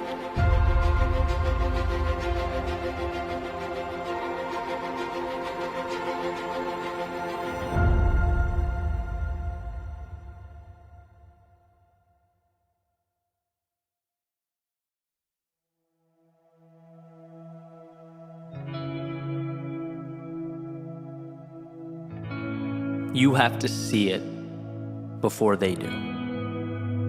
You have to believe it before they will. You have to be the architect of your plans and your goals because no one will build them for you. And that's just it. In a world where victimhood is becoming currency and blame is becoming the norm, we have a choice. Create a temporary, fleeting escape, or create a life that matters. You know how much easier it is to project out at the world? To never have to look in the mirror and address the things you could be doing better? You know how much easier it is to hate him or her or them over there? To make up stories and scenarios about how much different life would be if it wasn't for A, B, and C holding you back? I mean, short term, it's like winning the lottery, right? You don't have to take any accountability. You don't have to have tough conversations with yourself. You don't have to reflect on the painful memories or decisions. No, you can put your feet up, sit back, point at the world, and say, look what they made me do. If only. But here's what's not being said. Every time you point your finger away from your own chest, every time you project blame, you're letting yourself down. Why? Because we only grow when we take accountability. And yeah, accountability can be painful, uncomfortable. But in that discomfort exists the only bridge to a better tomorrow. That's it. Right? You go to the gym, you put your muscles through stress, you break them down so that they can be built back up stronger. Personal responsibility cannot be the muscle we refuse to build. There's too much at stake. It can't be the thing you avoid. Why? Because it's what injects meaning into our lives. I'll never forget in the 8th grade, and I bet every single person in that class still to this day remembers, my teacher, Mr. Betancourt, walking up to the front of the classroom. He had his hands in a bowl shape and was holding it up to the ceiling. explaining to us that you can't go through life asking the world to give you its scraps. That if you sit and you wait and you hope and you blame, you will lose. That's the recipe for bitterness and resentment. Think of it like a fork in the road, right, where our two options are vastly different. You go left at the fork, and you enter a world of escapism, refusing to confront your problems, finding reasons you can't do that which you know you need to do, hating others, those who have built, grown, or created themselves. Or you go right at the fork. You learn to do the hard thing, to humble yourself, to take control of your life and your world. When things aren't the way you want them to be, you look around and you immediately ask, things outside of my control may have brought me here, but what can I do to fix it?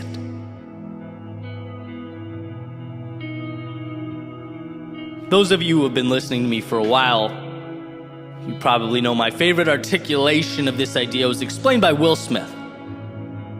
Basically, he said, look, you can't control where you start. And how true that is, right? Life's not fair.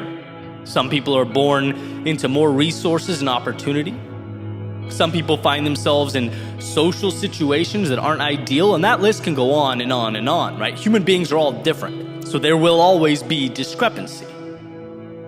But, and this is Will Smith's point, where you go from here will always be your responsibility. What happens next is all you. You choose whether to complain, shake your fist at the sky, and blame the world around you, or pick the pieces up and move forward. And like I said a minute ago, don't be fooled by the temptation to latch on to that fleeting moment of relief, of running from accountability. The only way to win in the long run is to face your demons. It's that whole saying, when you're riding shotgun, you can dispute the route all you want, but ultimately, it's the driver who's in control. When will you take the wheel in your own life? And sure, the stakes become higher, right? Now it's on you. Now you can get lost. Now you're responsible for the maintenance. Now if you don't end up at the right place, or I don't know, you're late to a destination, it's your fault. But now you can also be the one overseeing the journey. Now it's yours, and that's power. And as our world becomes more and more one of escapism, it's becoming more prevalent, easier to avoid or not fix something but tweet about it. How easy it is to not confront our problems but rather open Instagram, Facebook, TikTok, and mindlessly scroll. How easy it is to leave that message unread and go about our lives, because that's easier than saying what needs to be said. Strength is being the one amidst all this escapism and avoidance to confront what must be confronted. Whether it's an interaction with someone else or that hard conversation with yourself, a personal change that must take place. Life is such a gift, it's such an opportunity. But we have to move through it with our eyes open. We have to see things that matter and gravitate towards truths that will shape us. Like Mr. B said over 20 years ago now, we can't ever fall into the mentality of holding our hands up to the sky and asking life to give us anything. We can't only point at ourselves when things go the way we want them to go. No, let's be about accountability, empowerment, understanding that if I don't like what's around me, the transformation starts now, and it starts with me. I wasn't perfect, I never will be, but I can learn. I can evolve, and most importantly, I have everything I need to make that happen. It's all awareness. Right? The victimhood idea is a wolf in sheep's clothing, and I know that may seem harsh, maybe even lacking empathy. But dropping that narrative was truly the best thing I've done in my life, and I know countless others who would say the same. You can't be both a perpetual victim and be in control. No, life is tough. It knocks us down, and at times it brings us to our knees. But this is a reminder that you cannot stay there. It's a reminder that those who contributed to the situation are now minor detail and background noise. It's a reminder that the path forward is about you. It's about you pushing all that aside and asking yourself, what's required to move in the direction that I most want to go? Because you are that powerful. You are strong enough to make that move. And there will be a point where you look around you and the circumstances have changed. The people are different. The environment is different. You're different. And you'll smile at yourself knowing it's not because of what the world provided. It's not because of what anyone gave you. It's not because of what people out there did or didn't do. No, it's because when you were at your lowest, when life was presenting curveball after curveball, when you looked around and maybe even thought to yourself, there's no way forward here, you found a way to get up and create something new.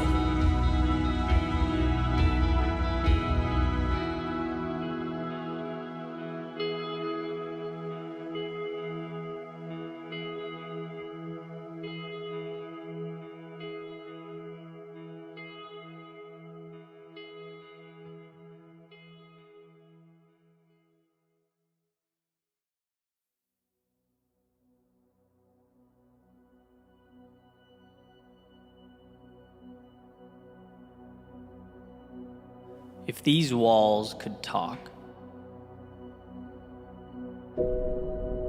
they would remind you of the things that you sometimes forget.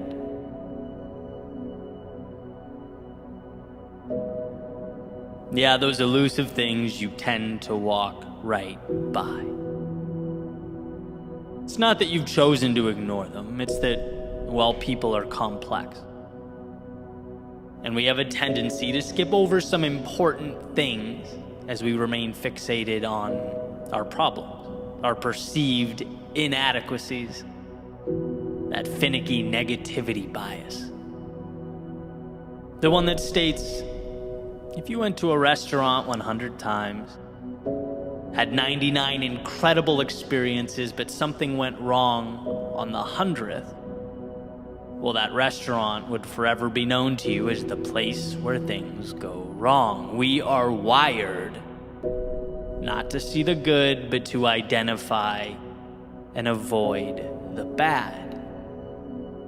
And if these walls could talk, they would unveil to you the brilliance that exists slightly out of frame. They would suggest you look over your shoulder and take a peek at how far you've come, because, my friend, you've come a long, long way. It's funny how slow progress moves. It's interesting how our lowest moments force us outside of ourselves, push us to step into those shoes we didn't know were sitting in the closet, unworn, waiting for the day we'd take on that new role, waiting on you to see that who you were yesterday is not correlated to who you can be today. And if these walls could talk, they'd fill you in on a very important statistic. They'd tell you that you've stood face to face with some of the biggest curveballs life can throw. You took on struggle and hardship that rocked you to your core, and as you stand here now, your success rate through all that comes in at, well, 100%. You are literally undefeated in your ability to move through adversity. And every time you did, whether you knew it or not, you walked into that closet and put on a new pair of shoes. You became something new. Sometimes progress is so slow that it feels like pain and it looks like stagnation, but it is anything but. And if these walls could talk, they would remind you of that truth. They would beg you to see what you've become, who you are. If these walls could talk, they would remind you of life's ever-changing, transformative nature. All the times they witnessed you upset about people and things coming and going, as you tried to hold on to that which perhaps no longer served you, wishing you could make permanent those things that were just meant to be transitory, shooting stars across the sky of your life. But something doesn't need to be forever to be meaningful. And thank God, because nothing is forever. And as we make our way into that vast unknown, we have a choice. We can live in the shadow of a particular moment in time, or we can cherish the value that those moments offered to us. They gave you just enough to take a new step forward, and sometimes a new step in that direction that's calling you is the difference between nothing and everything. So if these walls could talk, they would tell you to keep your head up and be thankful for those shooting stars in your life, for they made you who you are. And the path forward would be impossible without them. If these walls could talk, they would ask you about those times you came home, sat down in your room, and wondered how you could ever be enough. They'd call attention to that seemingly non-stop battle with imposter syndrome. They'd ask when you will feel like you've learned, seen, or traveled enough to gain some semblance of authority in your own life. They'd wonder when you'll give yourself permission to be that. You've come so far, endured so much. You're not the same person you were a year ago. Now, if you could just stretch a little further, if you could just extend a little higher, if you could see all the new shoes you've worn and the shooting stars you've collected along the way, you would know that you are designed to overcome. External pressures, obligations, criticism, none of it matters. This is between you and yourself. And if these walls could talk, they would ask you when you'll see what they see. The brilliance, the magnitude of your potential. When will you be you? Marcus Aurelius wrote, "Remember how long you've been putting this off, how many extensions the gods gave you and you didn't use them. There is a limit to the time assigned to you, and if you don't use it to free yourself, it will be gone and never return." See, today is precious because it is the only one you get. Each second unique in its own way, a measurement of opportunity represented by a single tick from the watch you're wearing. And if these walls could talk, they would tell you that they've seen people come and go, that you aren't the first and you most definitely won't be the last. And every single soul that stepped inside wished they'd found that courage a little sooner. Wished they'd looked back a little earlier. Wished they'd found the inspiration amidst the chaos and turbulence of their day-to-day lives. And if these walls could talk, they'd hope that maybe this would be it for you, the next step in your evolution.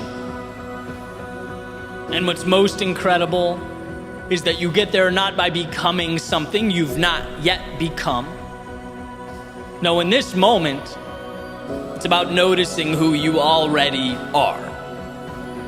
Instead of the one mistake or reason to shrink into yourself, how about shining a light on those 99 reasons to expand? When it hurts, know that it's hurt worse and you've persevered. When you experience loss, know that it's not about what's gone, but what you now have and will keep with you forever. And most importantly, know that you can always step into a new pair of shoes. You can always reinvent, recreate. You are never defined by something that happened in the past. The wake of the boat does not drive the boat. And so with this in mind, chart your course to new horizons. Understand that the map you need has nothing to do with externalities, but rather the solutions that already exist within you. So take a second and peer back over your shoulder. Look at that you in the past standing at the bank of a river, hoping, praying for help, a lift, for some technology to get you across. Knowing as you stand here now that you have traversed oceans. Look, the context changes, and yes, it will always change, but your ability to endure, it does only one thing: it multiplies. You have everything you need because you couldn't have gotten to this point without accumulating the knowledge and expertise to take one step forward, and miracles, they are merely the culmination of those courageous steps.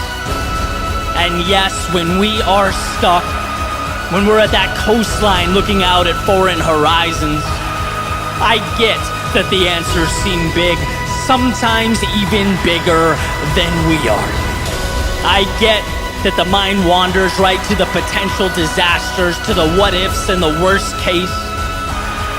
But if these walls could talk, they would let you know that you've come this far, endured and accomplished all this, not because you've leapt mountains or jumped oceans, but because when you were at your worst, you found it within yourself to carry on the exponential compounding of what has made you great and what will continue to make you great. Look, if these walls could talk, they'd show you how the difficulties of years past have become stepping stones.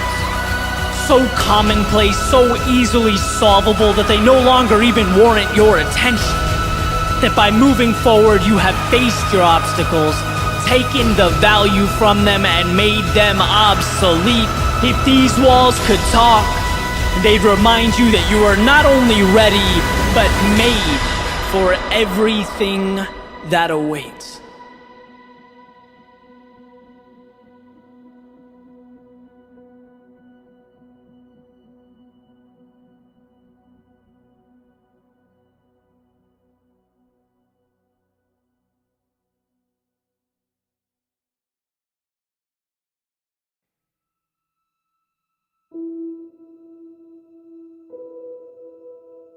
In a way, our eyes are liars.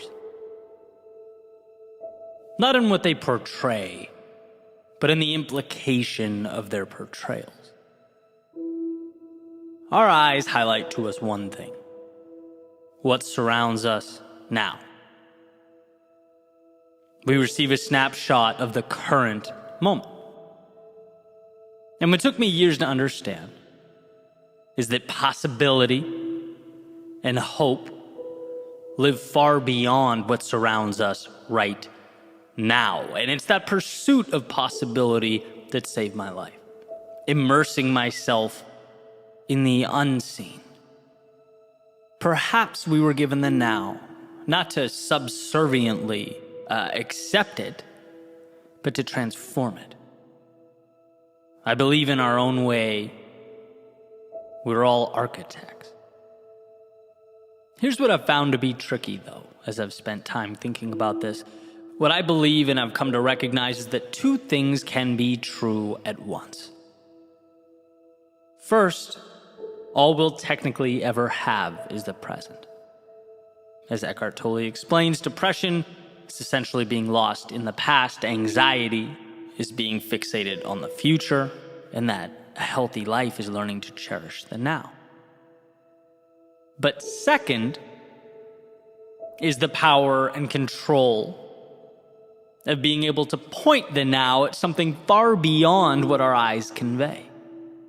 It's the magic of knowing that we spend our days navigating a world of limitation and restraint. And it's not that we wake up and think, I'm going to restrict myself today. I'm going to not live up to my full potential. No, it's that we go on autopilot.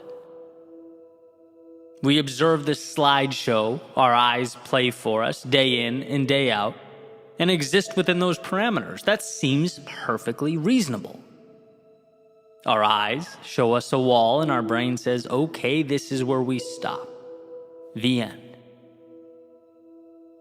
And what I want to highlight is that world just beyond what our eyes show. A world that pushes things a little bit. A world in which we ask, okay, but what if I gave a little more? Or why can't I be like those people in my life I look up to? Why shouldn't I change the circumstances that weigh on my mind? Why have I accepted these things that make me unhappy day in and day out? Just because it's the image your eyes show you right now doesn't mean it's where you stop. But we have to learn to look for more. When I was pretty young, like right about the time home PCs were gaining prominence, my parents got this gateway computer that came with a Star Wars game demo. And you have this character, you wander around the spaceship, and I played it, and I played it, and I played it, and after a while, explored all there was to explore. Right? Or so I thought. I assumed I'd maxed the thing out because it was a demo. It wasn't the full game. So my assumption was that it wouldn't let me do too much until I went out and bought the real version. Then one day, my friend from up the street came over, and I'm showing him the game, and somewhere he notices a little button that opens up this door, and come to find out, there was actually a lot of real estate left to explore, a lot of game available. It led to a tunnel that led somewhere else, that led somewhere else, and sure, I felt like a clown for not realizing that I was needlessly wandering in circles, but at the same time was excited about this new world. There's something about that concept, the secret door, the bookcase that can be moved to unveil a passageway to something greater, to the value locked away and invisible to the untrained eye.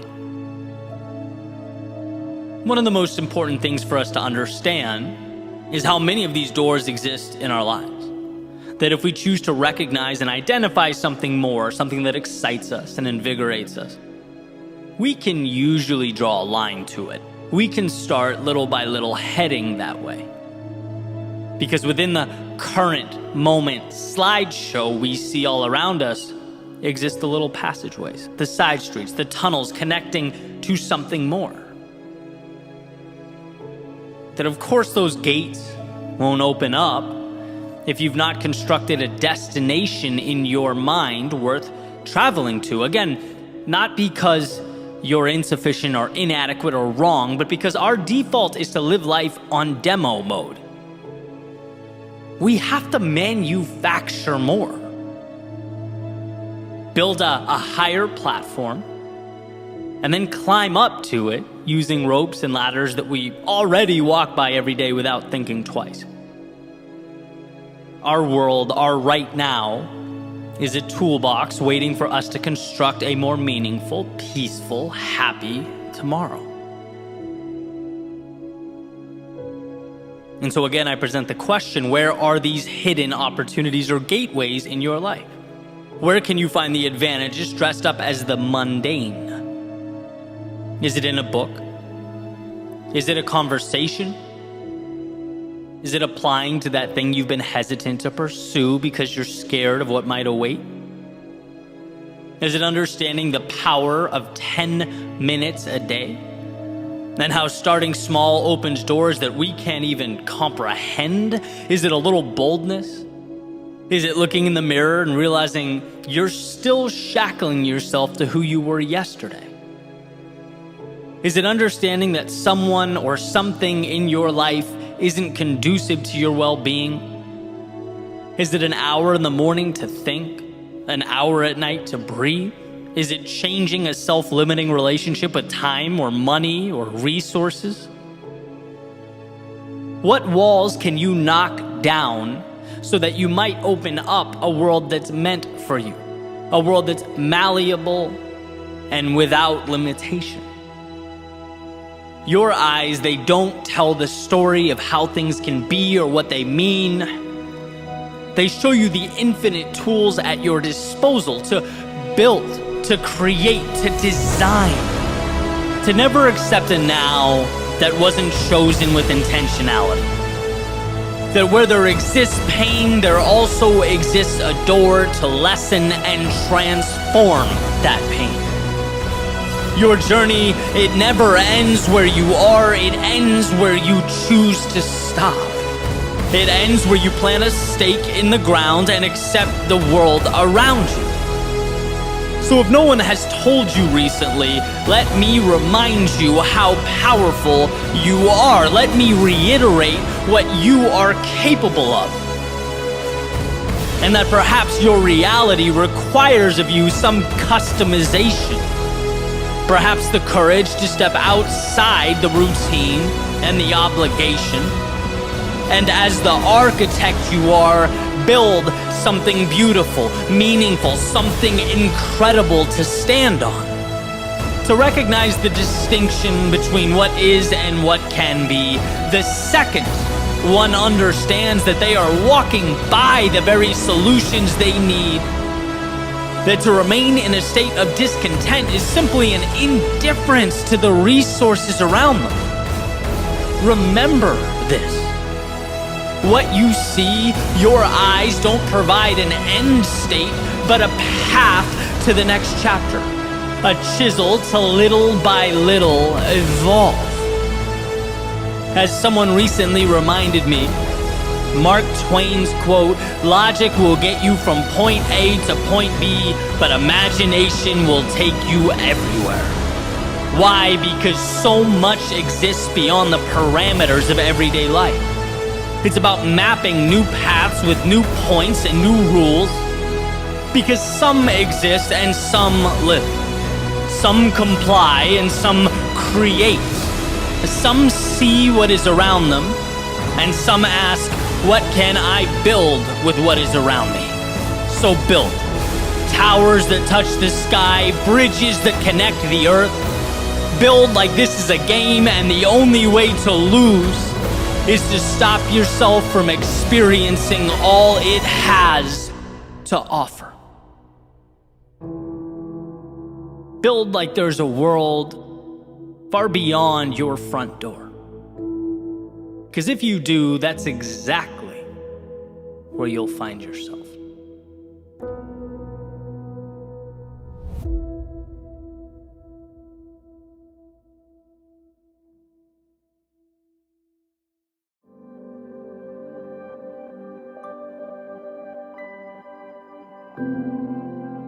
Sometimes the most important things we do in our lives are the product of sheer will. Of taking little nothings that surround us and making something out of them. In other words, the greatest opportunities, often the ones we need most, they simply aren't obvious. They're hidden. Hidden behind what looks like difficulty, what appears to be hopelessness. The reason I place so much value on a single step forward when we're overwhelmed or at a low point is because a single step means you're in the game. You're giving yourself a chance to find and obtain those little hidden away pieces that can't be found when we stand still and dwell on a situation. Mobility is empowerment. And when we move forward only with what we have, we're continuously reminded that what we have is enough. We have the tools, the resources, and the ability. We just have to somehow remind ourselves that with those tools, we are capable of building, of creating the incredible. So, quick story about what I believe is the best song ever written, certainly one of them. And it's a little bit older now, but in 1998, a band called the Goo Goo Dolls released a song called Iris. And that song changed my life. It was the first album I bought. It introduced me to music. I listened to it, probably thousands of times. And even 24 years later, it gives me chills listening to it. And so I wanted to find out a little more about the song. And I came across an interview from Johnny Resnick, who is the frontman and songwriter for the band. And in this interview, the interviewer is asking Johnny about the song. Basic questions, how it came out, how he wrote it, and stuff like that. And there's a few points that I think are amazing. I want to share them with you. First is the state he was in prior to writing the song. He just came out of a divorce, personal life sort of in shambles, coming off of a bad record deal where the label from his previous album had done what record labels are notorious for, and ended up keeping the vast majority of the revenue.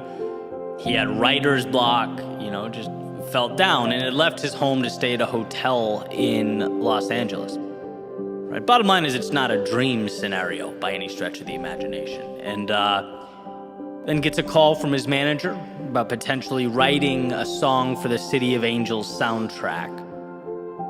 And he says he went and sort of auditioned with what he had, which was 2 lines of a song and a guitar with 2 broken strings. It was evidently good enough. He gets a nod from the label and starts writing. And the verses, according to Johnny in the interview, they align perfectly with the movie, right? It's an angel willing to give up anything, even his immortality, to be human so he could be with this girl, right? And it's this deep dive into, what it is to love someone so much that you give up everything for them. And this is the icing on the cake for me, that's when I realized that I wanted to write about this. The interviewer says essentially, okay, Johnny, the verses align with the movie, but the chorus, this revolutionary, big, beautiful, powerful chorus, it seems to take a left turn. Can you explain that to us? What were you thinking? And he just kind of pauses blankly for a second. And I'm thinking, no, don't you dare say what I know you're about to say. And sure enough, he does. He basically shrugs and goes, I don't know, the words just kind of worked. And, I'm paraphrasing, that's not a direct quote, but that's the idea. One of the deepest, most powerful, beautiful songs I've ever heard is Patchwork, right? Even the song title, he says, was named after a country singer on the cover of a magazine laying next to him, Iris. That's patchwork. It's pieces put together, right? And then as I thought about it for a minute, it's of course it is. How perfect, how absolutely perfect. The whole thing is an assembly and construction, a metaphor for the human spirit. Conceived when its author was down and out, right? Taking L after L, called to present an idea, didn't have some crazy budget or equipment to pitch this song. Nope. Move forward only with what he had in the moment. And that was enough. Then the song, a beautiful depiction of, the movie's theme, combined with elements of real life, his personal situation, what he goes through, maybe even components that mean nothing other than an ability to encapsulate a feeling or an emotion. Words that allowed him to put a bow on all these little pieces himself and get it out the door. And millions of people listened to that song and were changed by it. Not because of what it meant to Johnny, but because it gave them a chance to take it and fit their own worlds and struggles into those same lines. It became a vehicle to inspire others to push forward, to find things in themselves they didn't know were there. This has become one of my favorite metaphors for finding the hero buried deep within yourself. Changing your life, changing your world, changing the world around you, the lives of others, can truly be, and in fact often is, the result of just moving forward with what you have, right? Realizing that even when the mountain seems too tall to climb, there is a way. We just require that mental shift. Listen to this question, right? Because I used to ask myself all the time, is this possible? Can this be done? Well, then that becomes the question that I focused on. And everything that occurred around me became evidence that would either support or invalidate that possibility. The second I came up against an inevitable barrier, I'd think, maybe this is telling me the answer is no. Right? Life will always be evidence for or against the questions that you choose to ask, which is why it's so important that you're asking the right questions. Because the second you change that question to, look, I know this can be done, but how will I do it? You start looking at life as a puzzle that must be solved.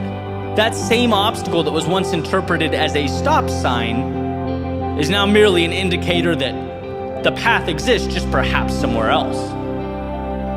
You've extended the pursuit. You've given yourself permission to keep looking. And it's because of these self-created expeditions that we find more in ourselves. You know, things won't always go perfectly, but when you look at those imperfections through the right lens, you see that this isn't about you. It's about that particular door being locked. All you have to do is believe in yourself enough to move to the next one, to continue knocking until you find a door that opens, until you find that bridge to whatever comes next. And that's why I love that story about Iris, why I wanted to share it today. It's crafted during times far from ideal, with resources far from abundant, with words far from perfect or related or self-explanatory. But you end up on the other side with this masterpiece. This song that certainly changed my life and definitely impacted many others. And it's like we have to realize when we're sitting on the edge of the bed, you know, maybe it's not divorce or writer's block, but whatever it is holding you back, that's not the end. It's your reason to keep going, to begin again. You don't have to know how things will be, but you do have to know how they won't be. They won't be like this because you won't let them stay this way. And maybe it's not 2 written lines and a broken guitar. Maybe it's moving forward when your strength is not at a 10 out of 10. When you don't really have that spark. Or you're longing for some resources, some finances, wondering where they'll come from. But pushing forward one little step at a time until things start making sense. And maybe it's not a combining and restructuring of song lyrics, using your personal experiences to fill the gaps on the paper before you. But it's trusting that your own story will ultimately tell itself if you don't put the pen down. That the heroes will rise, the villains will fall, and the adventure will continue on. After all, that's what life is. One giant adventure, testing us, pushing us, and transforming us when we're at our lows, while reminding us during the good times why we're lucky to have been gifted that same adversity we once looked at with contempt. Why we're lucky that when everything's made to be broken, as the lyrics suggest, we get to make something imperfectly beautiful with the pieces.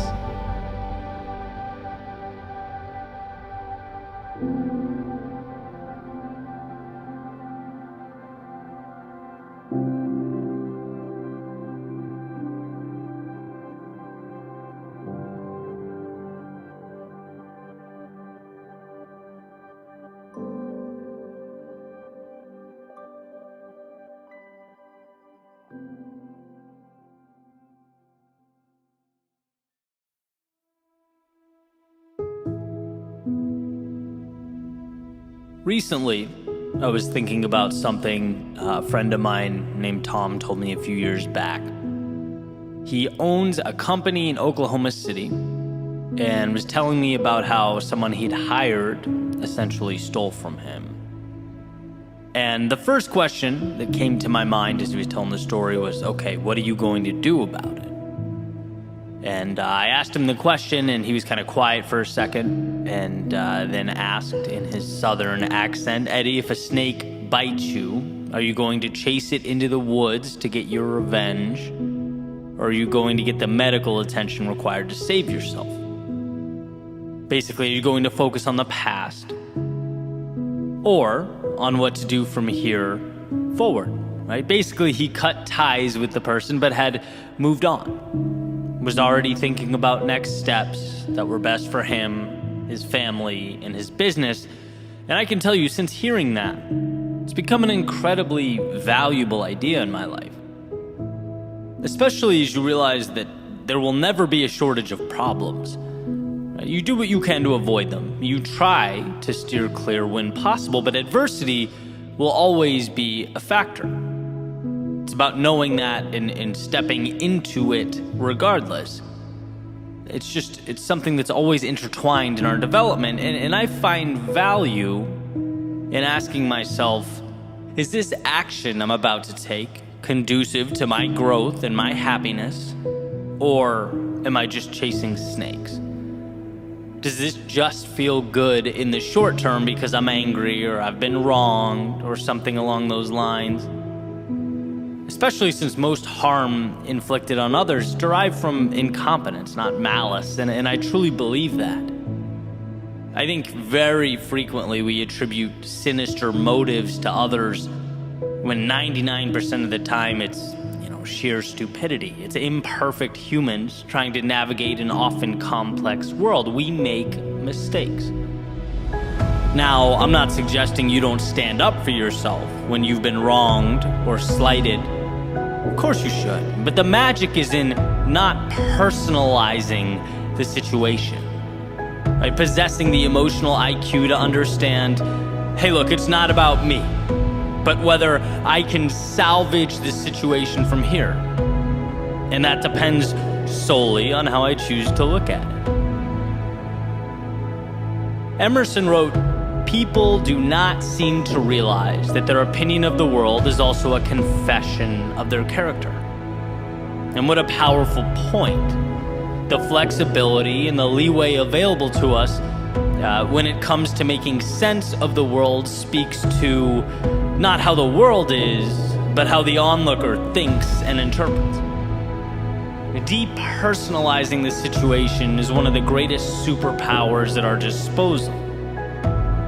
When you're angry and accusatory, you will, as Tom put it, end up chasing snakes. You'll end up breaking things that will need to be rebuilt and uttering words you'll wish you'd never spoken.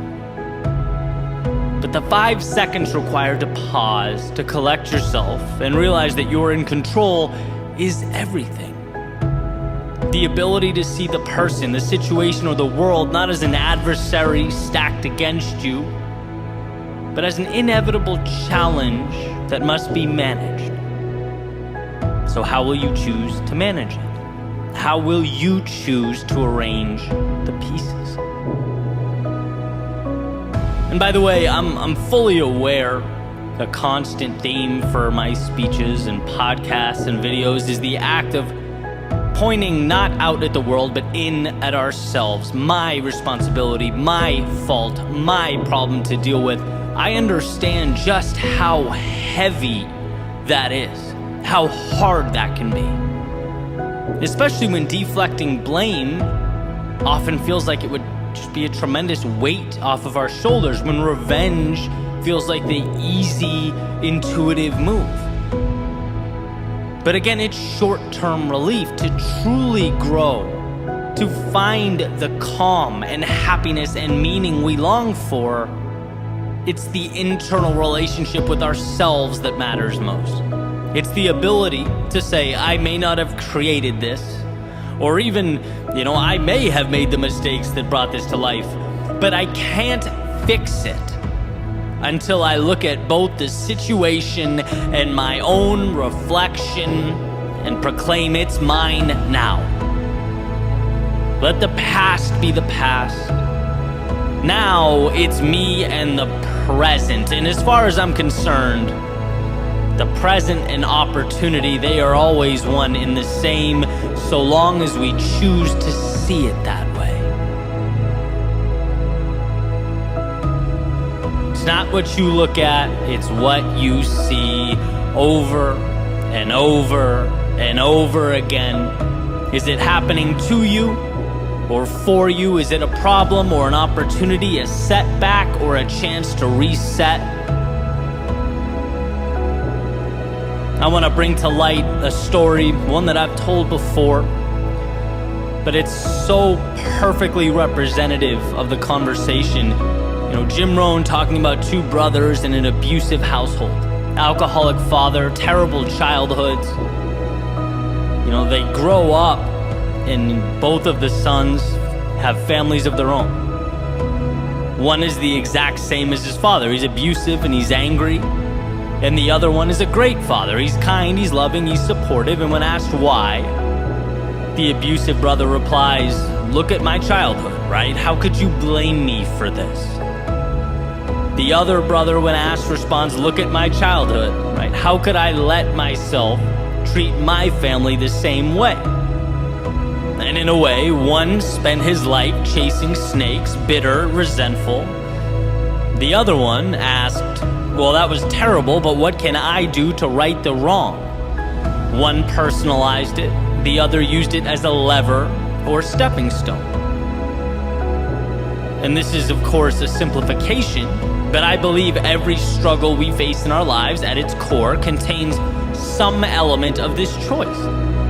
From the little things to the big things, where do I go from here? It's mine now, and I can choose whether to make it better or worse. Chase the snake into the woods or march forward to find the value and right the ship. Remember that when it's hardest, when you least want to. Remember that the present contains every single thing you need to begin a journey to recovery, to growth, to contentment and meaning. You, on your end, though, need to be willing to slow down the moment. Need to be willing to collect yourself and give yourself permission to take that necessary and appropriate step.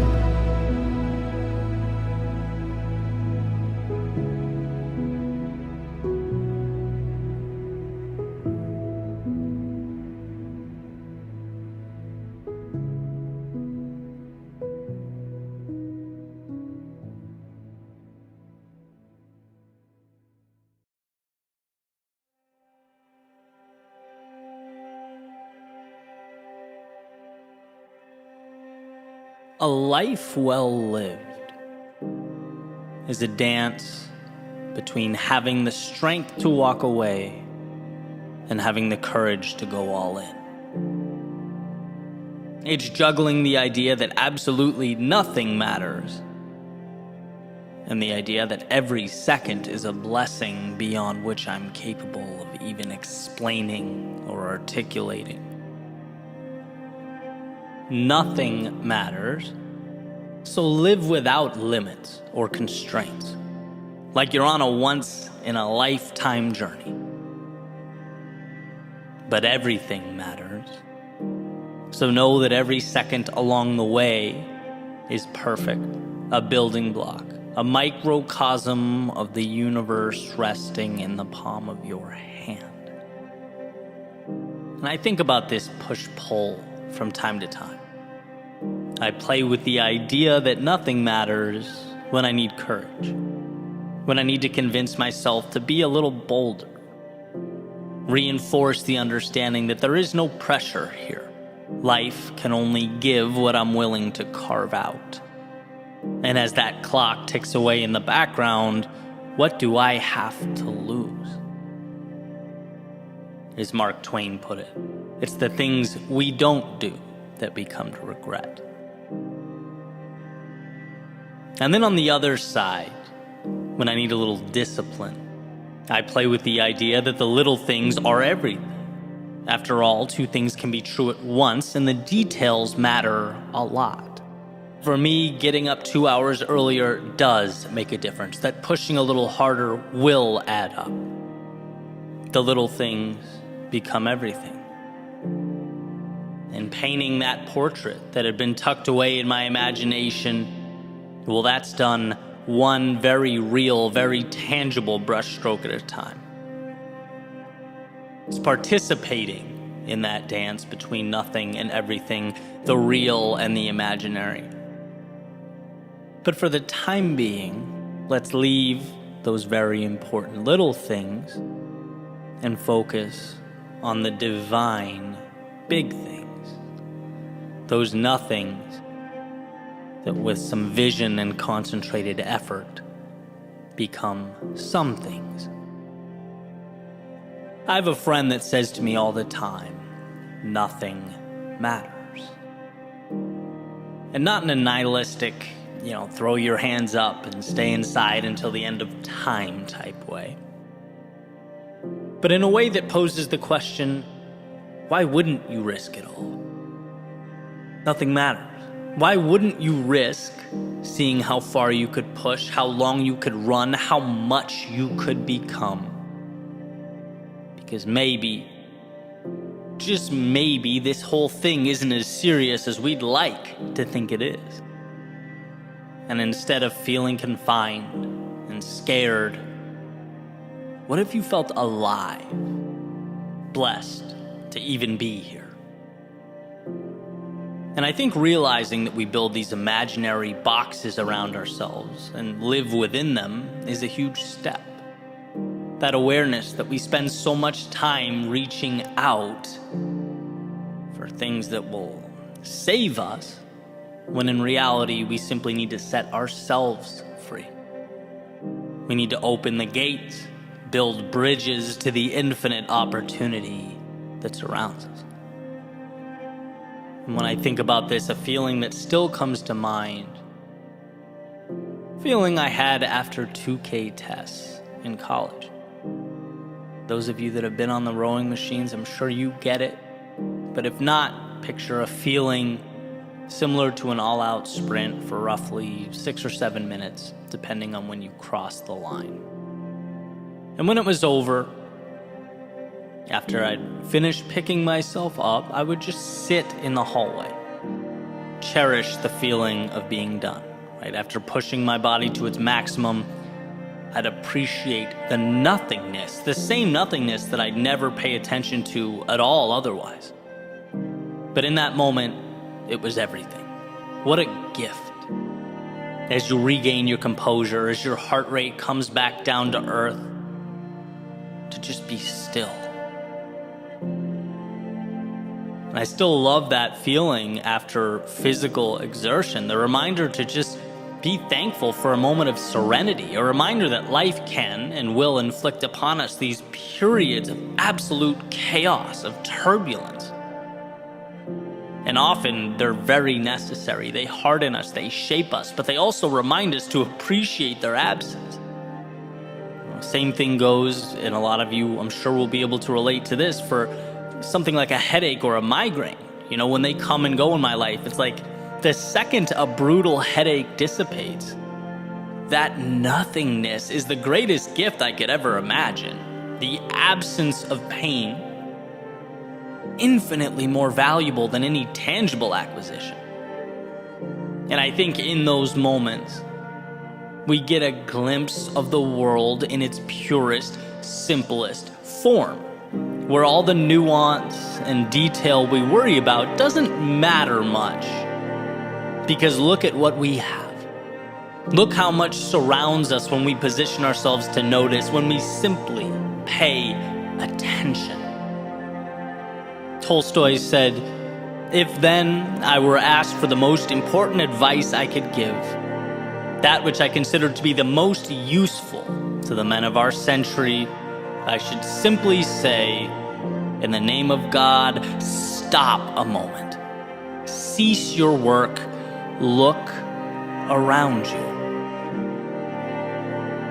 An incredible reminder to never forget where we are or what we were given. To remember that by breathing in the air around us, we have, in a sense, already won. And I love this because for a brief moment in time, it swings that pendulum to the nothing matters side of life. When you're living a miracle, why sweat the small stuff? And I can ask myself, why do I get so worked up? It's no big deal. Why not take the risk? What's the worst case? That I fail and have to backtrack as a now more informed and knowledgeable person? Why not stand in the face of my fears? The upside is consistently enticing. It consistently rewards. Look around and see what life has provided. How dare we waste it? And with that said, I'd also be remiss not to include this little caveat. I'm careful with the words nothing matters. Because even though in the context I've been using it for years, it's a positive, empowering thing. It's my reminder to push boundaries. I could also see how it begs the question, well, if nothing matters, why should I care? And so let's reframe.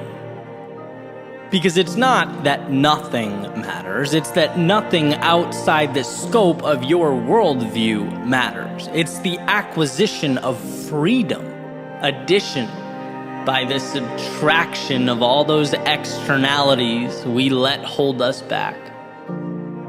Because you know as well as I do, it's not really the externalities that shackle you. It's your thoughts about them. So open the gate to your mind, let the detrimental out, and keep the necessary and the ideal in. Nothing matters if it doesn't align with your values and your destination. I know I say in every video, speech, podcast episode that we are the authors of our own stories. And it's because we craft our nothings and our everythings. It's because your universe, the one behind your eyes, it needs a maker every morning. And if you allow it, each sunrise can be your genesis, your own beautiful creation story. You have your hand on the dial. And so, amidst this world of infinite beauty and opportunity, look around you, soak it all in, ask yourself, what does freedom look like, feel like? Because you were put here to pursue that. And outside of those parameters, I believe that nothing matters. So why not live like it? Dream like it. Use the little thing in front of you to build the big things that have not yet arrived. Walk away when it's misaligned and go all in when you know in your soul it's right. There is everything to gain and nothing to lose.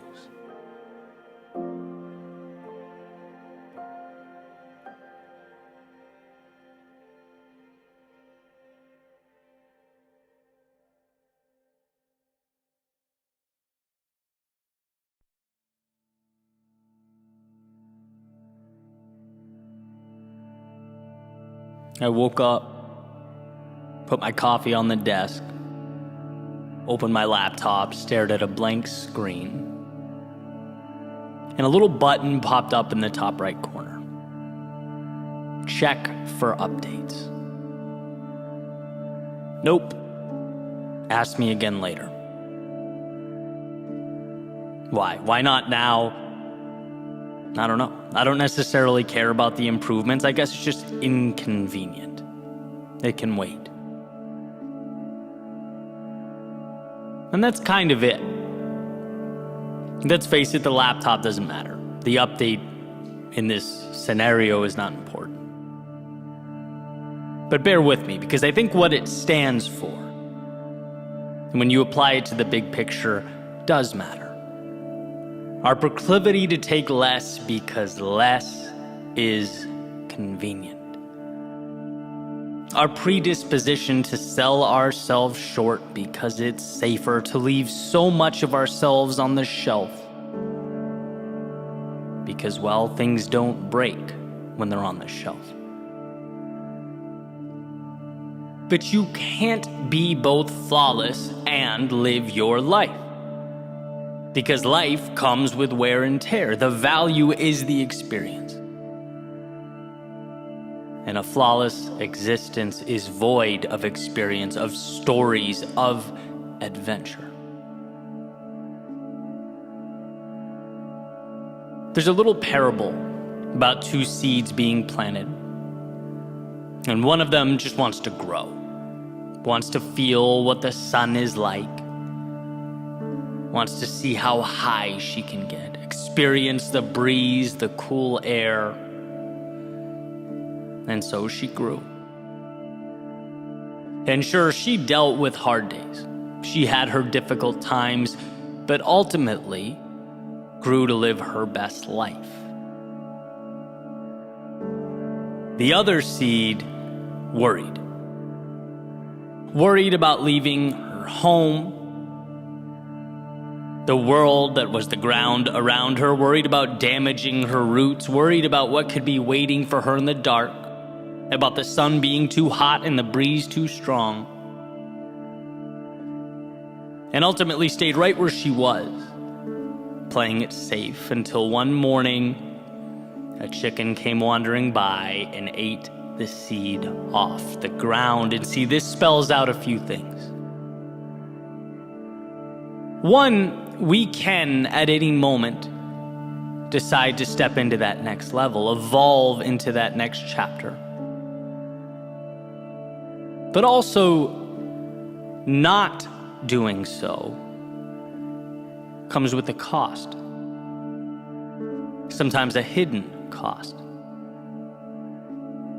There's a tendency to think that preserving the status quo, because it's safe, is valuable. But understand something, you are not a collector's item. You weren't made for preservation, you were made for growth. To expand, to reach out towards the heavens and feel that sun, that breeze. And sure, upgrading means vulnerability. It means accepting that the unknown is bigger than you,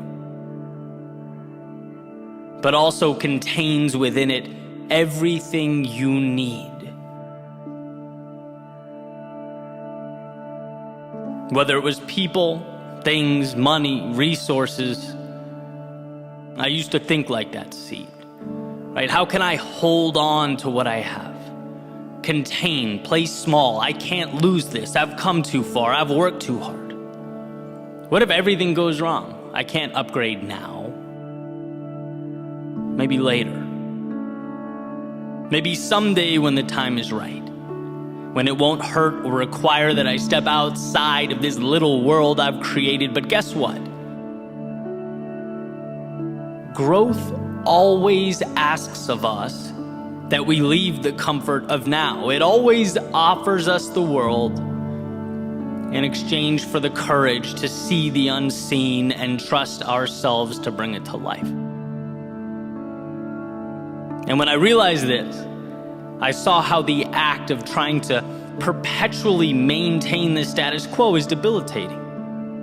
It's looking at life through a lens of scarcity. It's only when you start to grasp how abundant life is that you realize by simply stepping into that person you are destined to be, you'll attract what matters. Some things will go, and you'll leave them behind. But those things no longer serve you. They played their part, they added their value, and are now merely stepping stones as you move to something greater, and that's just it. Sometimes living means wishing you did things differently, looking back and acknowledging that you need to be better. Sometimes living means losing the wrong people in your life to make space for the right ones. Sometimes it means spending days, months, even years wandering down the wrong path so that you can get a glimpse, so that you can realize what the right path looks like. Sometimes it means no reward, no validation until that compounding finally takes place. Finally, you see just how powerful those small steps were and will always be. It means seeing yourself as the person you know you can be. Maybe not necessarily the one you are today, but betting on yourself when no one else would. There's an idea that people are neither good nor evil, but they have both within them. They choose through their day-to-day action how they'll live, who they'll be. And sure, this is a tad oversimplified, but I think the duality is useful, right? Because in a different context, for everything that occurs in your life, you can find a reason to celebrate or a reason to grieve, a reason to grow or a reason to hide. It all comes down to what one chooses to see, how they choose to look at the world. I'll never forget when Peterson talked about curtains, right? With tears or holes in them, same world on the other side. But the opening that you choose to look through paints an entirely different picture, right? Contributes to an entirely different understanding. And look, I'm a pragmatist, I just am. I'd never ask people to close their eyes and pretend everything's perfect, to wander down the path before you expecting everything to be easy. No, but what I am saying is that the path before you is where you'll uncover the meaning in life, and meaning requires that we are from time to time uncomfortable. To go where we most want to go, we must leave something behind. And the reality is that while it's scary, while it can be alarming and even painful, it is always worth it. That what's on the other side is what makes life worth living. I want you to know that you don't need to be walking into the same rooms, talking to the same people, doing the same things. No, not if you've outgrown that reality. Not if you're ready for the next chapter. So let's make a pact to view life not as an obligation, but as an opportunity. Something challenging but beautiful, mysterious but plentiful. Let's view the challenges along the way not as something going wrong or some kind of alarm, but rather an indication that you are doing something right. That you're stepping into the controlled chaos of your day-to-day, finding the courage to meet new people, try new things, take risks, evolve. This is what life is about. And if you can find it within yourself to see it that way, to be grateful for the discomfort that makes its way in and out of our lives, you'll know that you are evolving, reaching towards that sky. Because the danger, as far as I'm concerned, is never what happens along the way. It's what doesn't happen, because we never let ourselves accept what the world had to offer. And so on that note, I think today is the perfect day to upgrade.